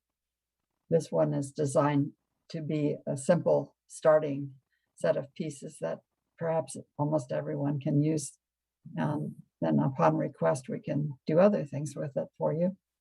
Okay, so basically it probably wouldn't be practical, I think is the right word, to have this Excel sheet with thousands of rows, but what you're seeking input for is what is the level of granularity that commissioners, as they start to look at drawing maps, maybe near the borders, you can provide more granularity. And yeah, okay, got it. As soon as we get feedback from any commissioner or anyone else, we can start doing that. You know, one of the advantages of having these pieces like this is that we're trying to keep neighborhoods together and not subdivide the neighborhoods. So it sort of forces you to use major roads in the boundaries. So that's just an advantage. And of course, we can cut them, subdivide these pieces. Yeah. Okay. Can we clarify for the public what exactly is the census block and the precinct? Well, if you think of a city block, A census block but many of the census blocks are individual city blocks. So you have streets that bound a census block. Sometimes they're not single census blocks, but groups of blocks and sometimes they aren't square or rectangular. Sometimes they are really strange shapes. And sometimes this is actually an issue when we draw boundaries. But a voting precinct is based on individual real property parcels. So you pay parcel taxes if you are a homeowner or a property owner. And these parcels are pretty small pieces of land, usually like the lot your house sits on or the place you live sits on. And these are smaller than census blocks typically, but precincts are aggregations of these individual parcels. And they have nothing in common with census blocks because the Census Bureau didn't have parcel information, GIS information they could use to bound census blocks. And they're sort of set with the precedent of doing census blocks the way they are now. And so any overlay we would do of precincts on census blocks would not match up very well. But we do take that into account because the Registrar of Voters wants us to make it as easy as possible for them to implement the plan that you pick. Thank you for the clarification. Well, on that note, I'd like to invite Vice Chair Agarwal to ask this question. Thank you, Chair. So I suppose my question was on the same lines and a lot of it got clarified the previous question. So I suppose piece is like a Lego block, a building block of for building it out. So suppose you probably provided some information about how was a piece defined, and related question, I suppose right now probably the piece has been defined in a manner where like considerations of race or communities of interest has been taken care of. So if we just move the pieces around, we may probably still abide by the principle of trying to make sure that the communities of interest are together. Or I'm sorry, but actually we just drew the boundaries of pieces based on what would be recognizable pieces of territory. We did not consider population. Some of the pieces have zero population, and we did not look at race ethnic concentrations. That could be overlaid on the pieces if you wish, but that's not part of pieces. It's just really for the purpose of seeing how to balance the populations of all 6 council districts so that the deviation is below 10%. That's the main purpose of it. And there is a little bit in there that you can use to assess the voting power of Hispanics and Asians. Okay, so these pieces have been created after the 2018 district roadmap, district map, right? It's not during that, yes. So these pieces were used to create the previous redistricting map, right? Yes, but some of the pieces were redesigned according to what the committee wanted to do. Okay, yeah, so I suppose again, the question was because 36 pieces, we may probably need a little more granularity, especially in boundaries, around boundaries, where we move it, because a piece by itself may be too big to move. So as from what I heard earlier was, you would probably want feedback from us to kind of see what we could do.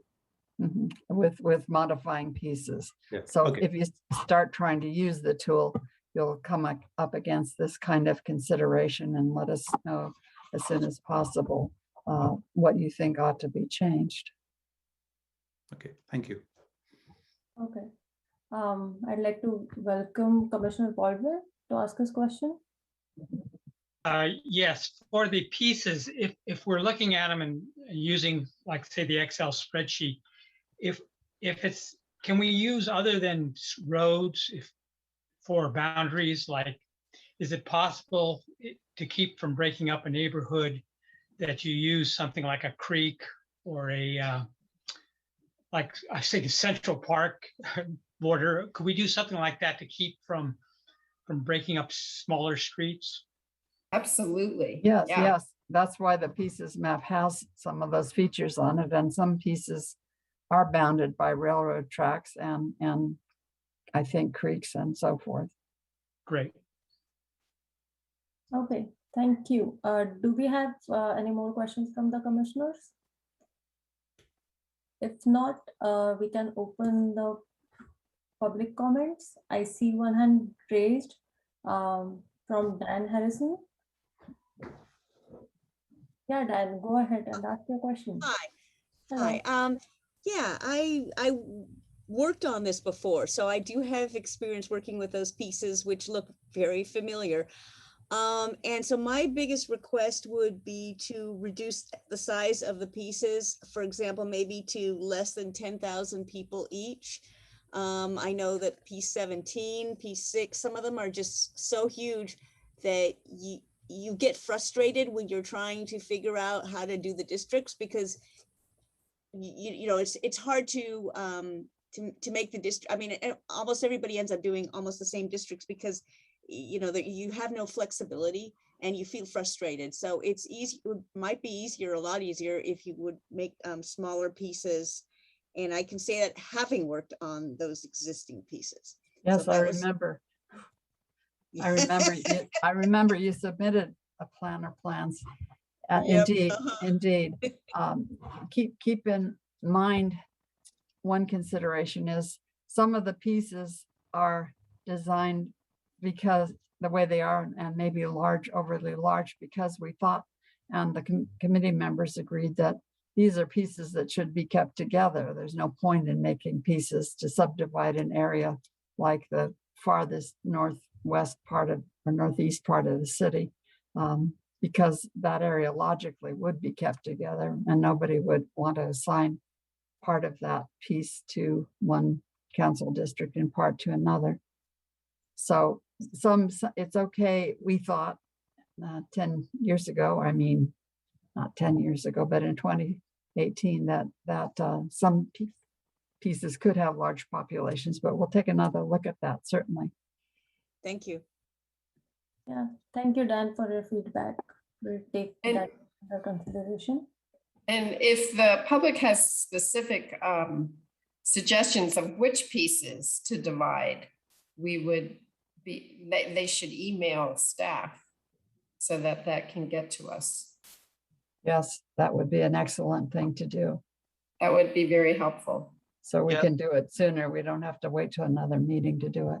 Yeah, let me add or put a plug into that. So just as I mentioned earlier, if any members of the public have some suggestions or ideas, please email the redistricting@santaclaraca.gov. Don't wait till a day before the next hearing and then expect that you'll get your answer from our demographers. So the sooner that you submit those requests or questions, the more likely it'll be that they'll have opportunity and time to react and accommodate. And if it's early enough, possibly the demographers might be able to share a new version of the Excel in advance of the next meeting so that members of the public have time to play with the tool and modify and experiment. And I think the same would go toward the commissioners. So, you know, the sooner that you get your input and say, hey, I think, well, I'm curious what it would look like if we broke piece 12, you know, along this border into a little bit more granularity, because I think there might be something worth investigating here. The sooner you get that input, the better for our demographers, and don't wait to the last, you know, minute before the next meeting. Otherwise, it would have to be till the meeting after. Thank you, Hossam. We agree thoroughly, 100%. Okay, thank you so much. Do we have any more comments from the public?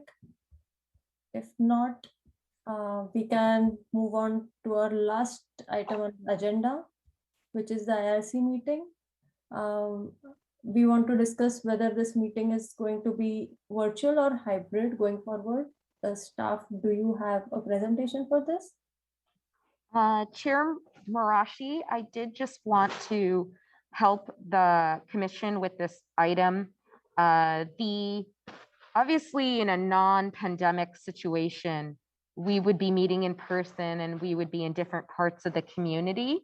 And it's recommended that redistricting be as inclusive as possible and that we go to where the constituents or communities of interest may be. So recognizing that we've had a couple of meetings, this is our first public hearing, of course, but that we will be needing to prepare for the next meeting, which is on December 9th. We wanted feedback as staff because really there are two options. There is to retain the meeting as it has been completely virtual, or there is an opportunity to have a setup for a hybrid meeting. And what a hybrid meeting would look like is we would go to an area of the city, most likely the Central Park Library or the North Side Community Center, depending on room availability and accommodations. We would have the commission meet in person to the extent practicable, and then also have the opportunity for the public to attend in person. In this day and age, people do expect to be able to participate on Zoom. So we would broadcast the meeting and we would also have Zoom available for individuals who wanted to participate through Zoom. This isn't something the city has a tremendous amount of experience with yet, but certainly for the redistricting effort, given how significant it is and the short period of time that we're all engaged, we would be happy to figure those logistics out and to try and execute a meeting that's hybrid in the best way that we possibly could with the resources available. But we did want to understand from the commission whether or not there was interest to really execute this meeting for December 9th. And what I would say is I understand that the virus is changing and we've all experienced how much it changes around the holidays. And December 9th is after Thanksgiving. So, you know, I would make you all comfortable with being able to give us feedback like, hey, this is what we would like, say if you're interested in a hybrid situation. But if cases change, you know, and we're in a dramatically different situation 2 weeks before the December 9th meeting, staff can certainly switch to a completely virtual meeting. That isn't the problem. The virtual meeting is relatively simple. It's more doing all the resources we need to get set up for the hybrid meeting. So we just wanted to have the commission provide us feedback on whether you're interested in us doing that legwork to prepare for a hybrid meeting for December 9th. Okay, yeah. Thank you, Reena, for offering us this option. We really appreciate it. On that note, I'd like to know what all the commissioners think about this and also the demographers about what option would work for you.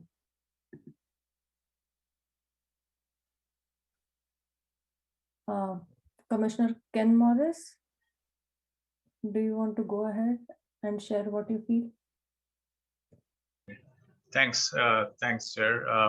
My suggestion would be that, you know, December 9th, maybe pushing it too hard to actually have an in-person meeting, primarily because of the overlying COVID situation, as well as it's getting into the holiday season. So many of us may be having plans to travel. I do, especially.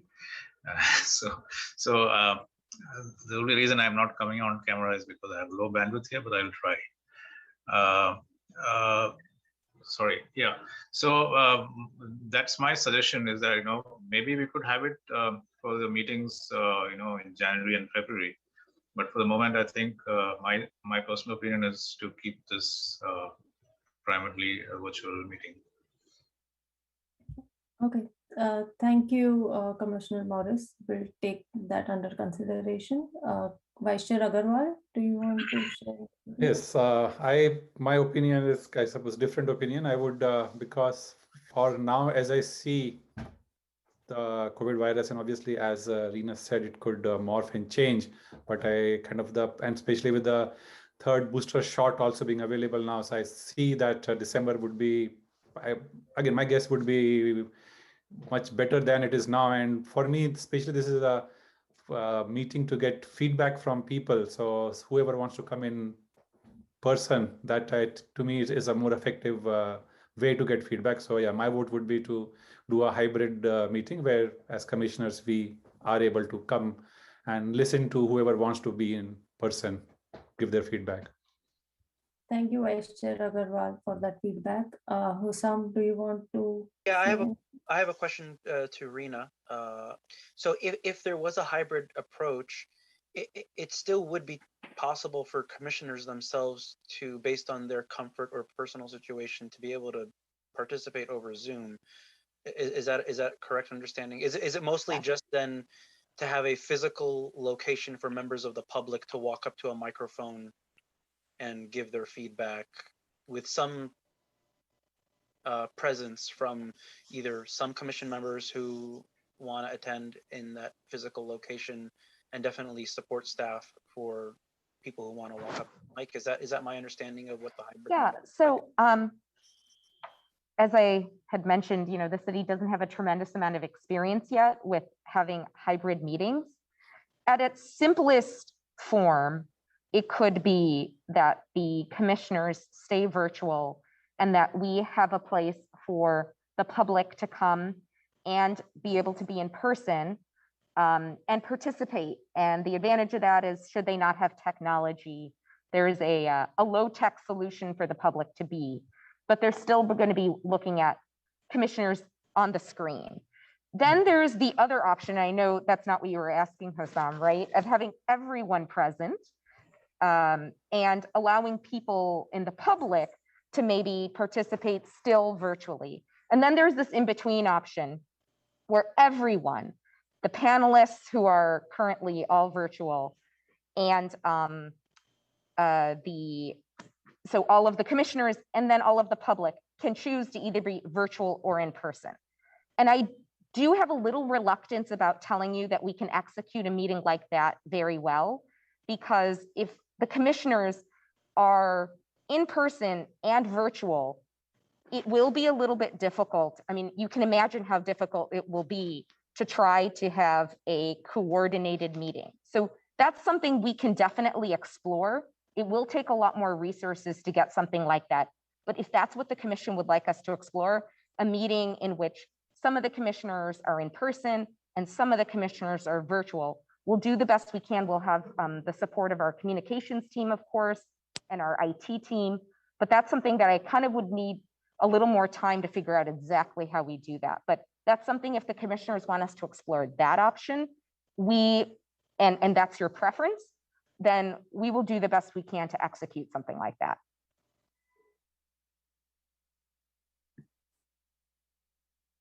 Thank you, Reena. Hussam, do you have any follow-up questions? I see your hand raised. I just forgot to put it down, sorry. But thank you for clarifying, Reena. I wasn't thinking of the second one, which is all commissioners are physically present and only, I was thinking more for the benefit of the public who may not have, familiarity or comfort with using Zoom, and they could just walk up to a mic. That's more what I was thinking of. But thank you for clarifying that. I was assuming you meant the other, so thank you. Thanks for clarifying. Okay, thank you, Reena and Hussam. Do other commissioners have any specific preference, or are they okay with any option?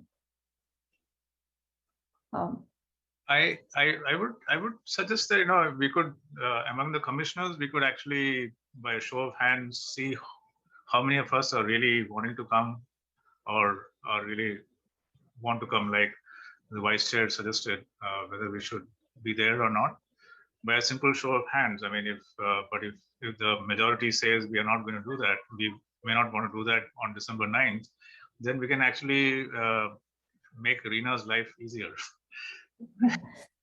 Yeah, okay, thank you for that feedback, Commissioner Morris. Sorry, I just wanted to add to that was, to me, coming in person makes helps if some public is also able to come in person. Because only if we are there in person and people are all virtual, then everybody being virtual is what I would prefer. Yeah, so only in case some people are able to come in person, then to me that's what where my vote would be. Right. I agree with that. And I also see the hybrid in-person meeting as an opportunity to meet all the commissioners. Otherwise, we will only meet virtually. But I also like to consider what demographers feel about this. Can they be present, or do they prefer virtual medium? Yeah, I know that Jean is only available virtually. I am available to come in person. You know, one thing is we just did a hybrid meeting. It worked really well down in Monterey County in the supervisorial chambers, and they had like this huge screen. People looked better virtually than they did in person. Like when people spoke virtually, you could really see them. And I would say one thing I would suggest is if it's a hybrid and people are in person, they should bring their own laptops so that when they're speaking, it's not just the camera, there should be a camera right on them when they're speaking. And in this other meeting I was in, there was just one overall camera in the back. It was hard to see the person speaking. So it would have been better if somebody would, the virtual people look better. In other words. Okay. Thank you for that feedback, demographer Lapkov. And going back, Chair Marashi, I don't know if you had noticed that Commissioner Baldwin had his hand raised. Now it's down, but I didn't know if you wanted to call on him just in case. Yeah, Commissioner Baldwin, sorry. I had my hand raised. I was just going to express that whatever system works best for overall, I'm comfortable with. That's all the comment I had. Yeah, we can, I think, go by Commissioner Morris's suggestion of, by the show of hands, who is interested or prefer virtual. Well, before we do that, I'm going to raise my hands for both the options because I'm comfortable with both. So for virtual. You know, just one thing, Chair Marashi. Assistant City Attorney Klotz, do you think we need to take a motion on this? A formal motion? That wasn't what I was thinking, but I thought you might have different. If we're following our. Oh, okay. I mean, I guess we want their recommendation. So is staff going to go, whatever they recommend, that staff's going to go and explore the possibility of meeting that? Is that what your intention was? Yeah, I think our intention was seeking feedback on what the commission's desires were, recognizing that, you know, it's fine if they were to give us a motion, actually. Staff was only expecting kind of verbal feedback, but I think it's fine if it's better for it to be a motion.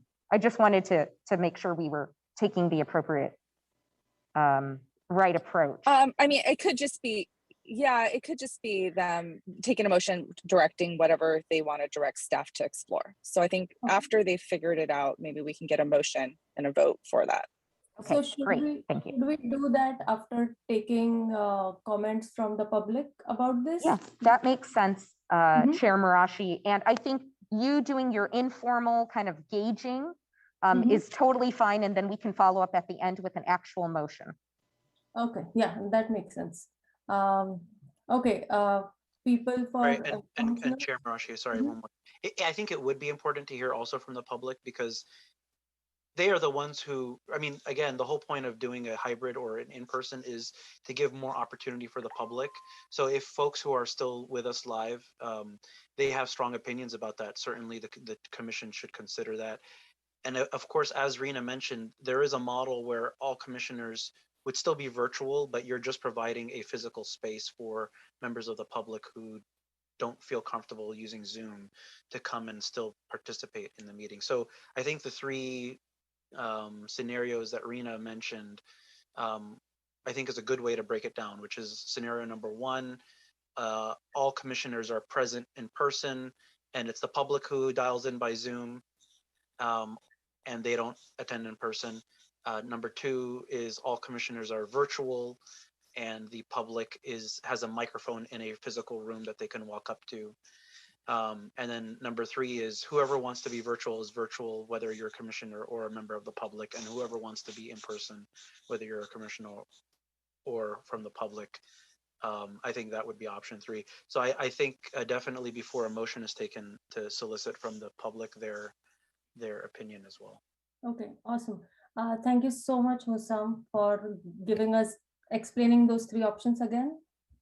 I saw one hand raised in public from Peter, but I don't see it now. Okay, yeah, Peter, you're welcome to ask your question. Yes, thank you. I was just going to kind of second what Mr. Hussam was saying about leaving it to the public. I think I've just had a bit of connectivity issues, just maintaining connection to the meeting too. So I think it would also give the public an option to contribute if there was a hybrid or that third option was available. Thank you for your feedback. Are there any more comments from the public? No, we do not have any other hands raised and we have not received any emails. Okay, thank you so much, Elizabeth, for that update. Okay, on that note, we know what are the options and what we can do. So for option one, going completely virtual, what do people think? I guess since, okay. And sorry, can we ask each one person to give option 1, 2, or 3 so that you'll get a gauge of, because some people 1 or 3 both may be workable, so they can probably give their first preference and then you can see. Okay, yeah, sounds good. Before we do that, can we again have all those 3 options? Thank you. Yeah, option one, Hussam described it well, is all in person. Sorry, Is if I all may. virtual? Yeah, sure, Yeah, please. well, there's option 0, which everything is virtual, which is exactly what we're doing today. That's option 0. And then if you were to do some level of in-person, there are 3 paths. Option 1 is that the entire commission is requested to come in person, and the public does not attend in person. They only attend virtually.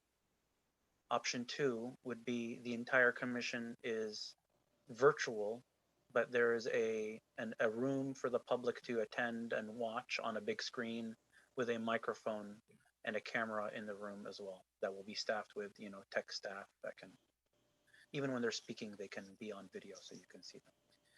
Option 3 is whoever wants to come in person can come in person, and whoever wants to come to participate virtually can participate virtually. And again, option 0 is maintaining exactly as we have it right now, which is all virtual, no physical space available at all. Okay, thank you so much, Hussam. And this we are talking only about December 9th meeting, right? Not subsequent meetings, correct?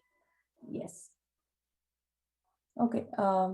Do we want to discuss the options by show of hands, or do I go to each commissioner and ask their preference? What do you prefer? I think if you're taking a vote, it'd be helpful for each commissioner one by one to state their option so we can get it accurate. Okay, sounds good. Vice Chair Agarwal, do you want to go first? Option 3 with everybody, whoever can come in person, people and commissioners. Okay, thank you.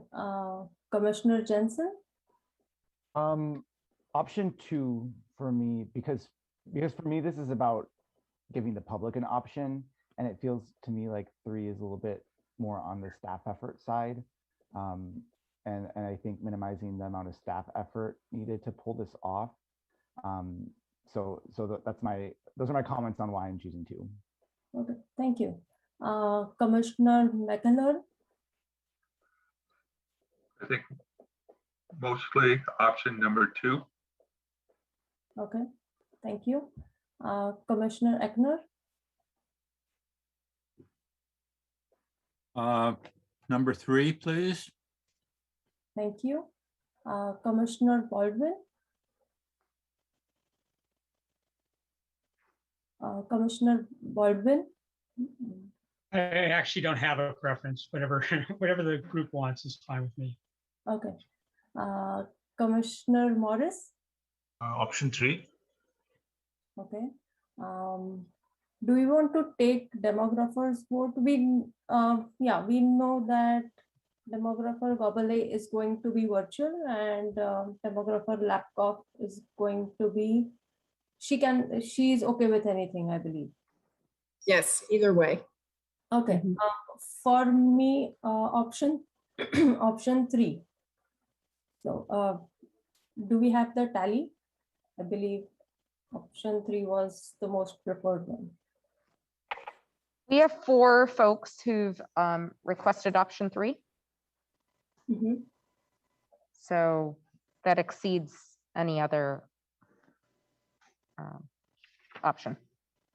So if I may, because the staff has not looked at the technical requirements for option 3, as it is the most challenging one, I think if the commission makes a motion to direct us towards number 3, I think it would be a good idea to also just say, hey, if it's not possible, if number 2 is the way to do it, like as a backup, where number 2 is the entire commission would still be virtual. So in terms of like how the mechanics of hand raising and who goes next, that's a little easier, but then we still have a room for the public to participate. I think that gives staff an opportunity to look at the technology solution, because this is the first time they'd ever be doing it within the city.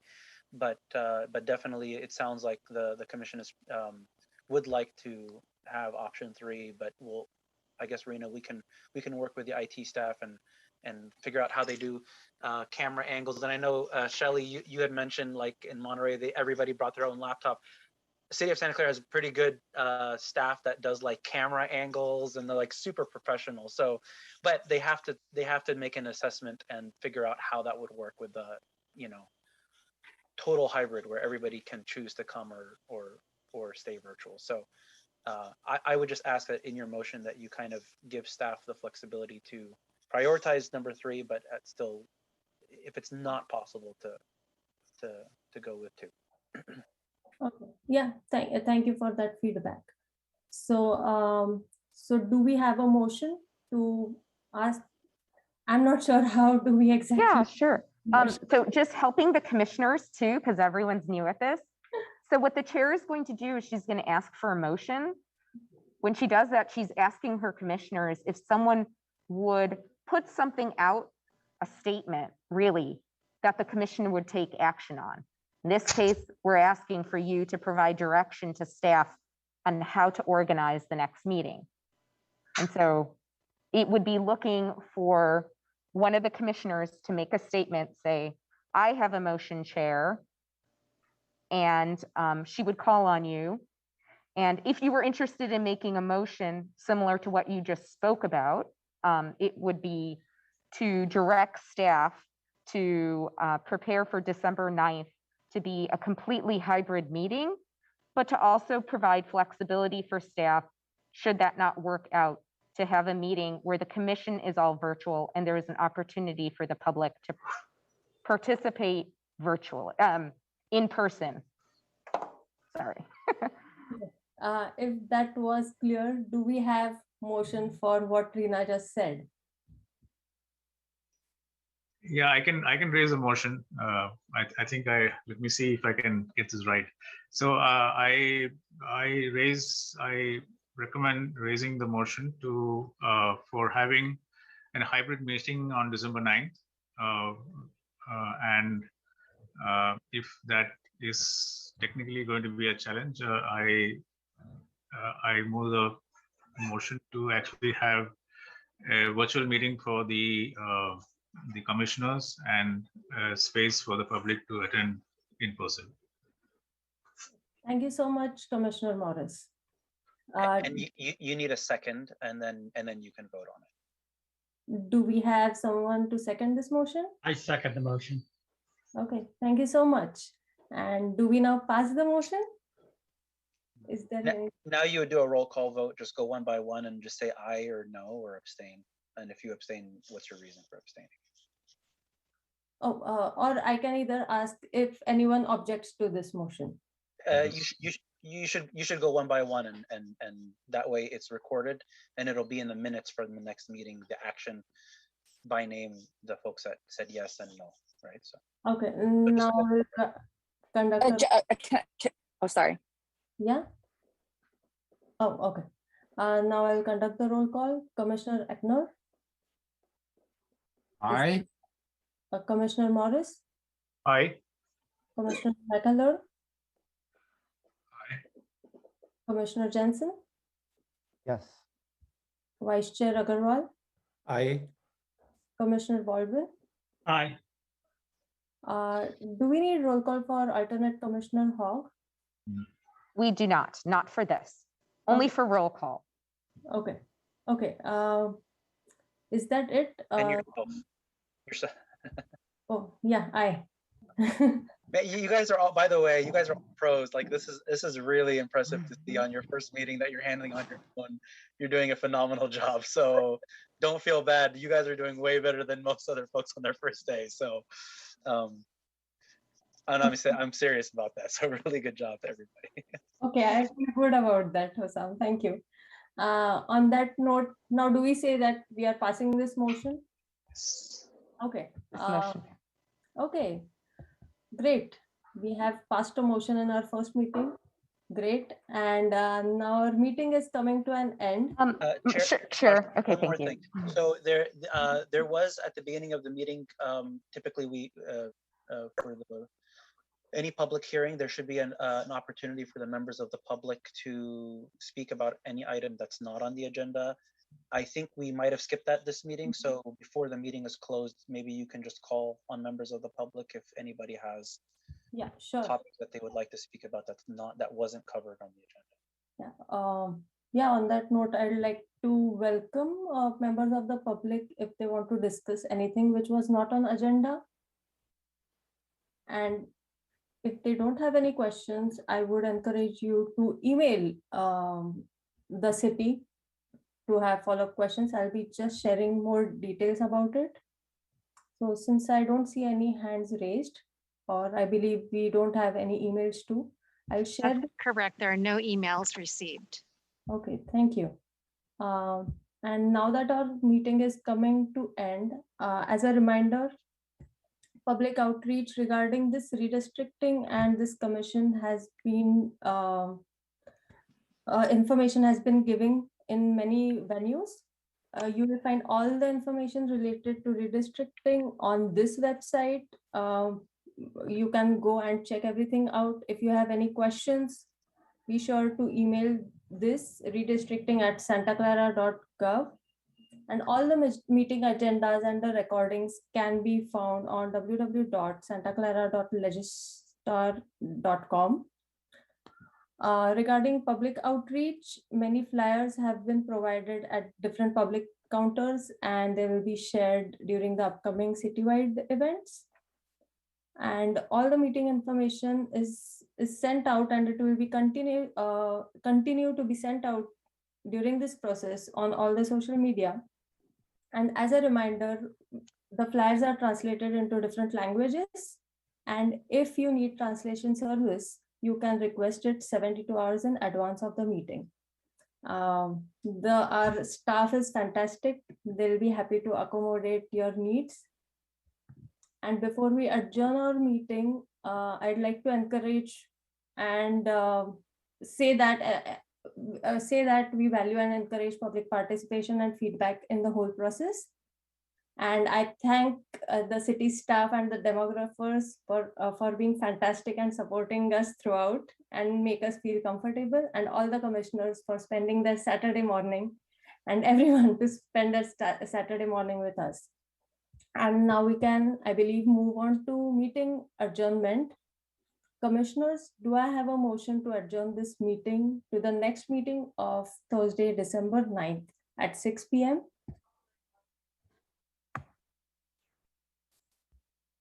Okay, I see that Commissioner McAllen has raised his hand. I'll make a motion that the redistricting commission meeting be adjourned. Okay. Thank you, Commissioner. Do I have second for this motion? Second motion. Okay, fantastic. Can we just, because we actually put this in our minutes, can you tell us who made that second? I apologize. I believe the second was from Vice Chair Agarwal and third was from Commissioner Jensen. Okay, we'll put down Vice Chair Agarwal. Thank you. Okay, and if we have no objections to this motion, I will now adjourn this meeting at 12:25 p.m. Thank you so much, everyone. Great job, everybody. Thank you.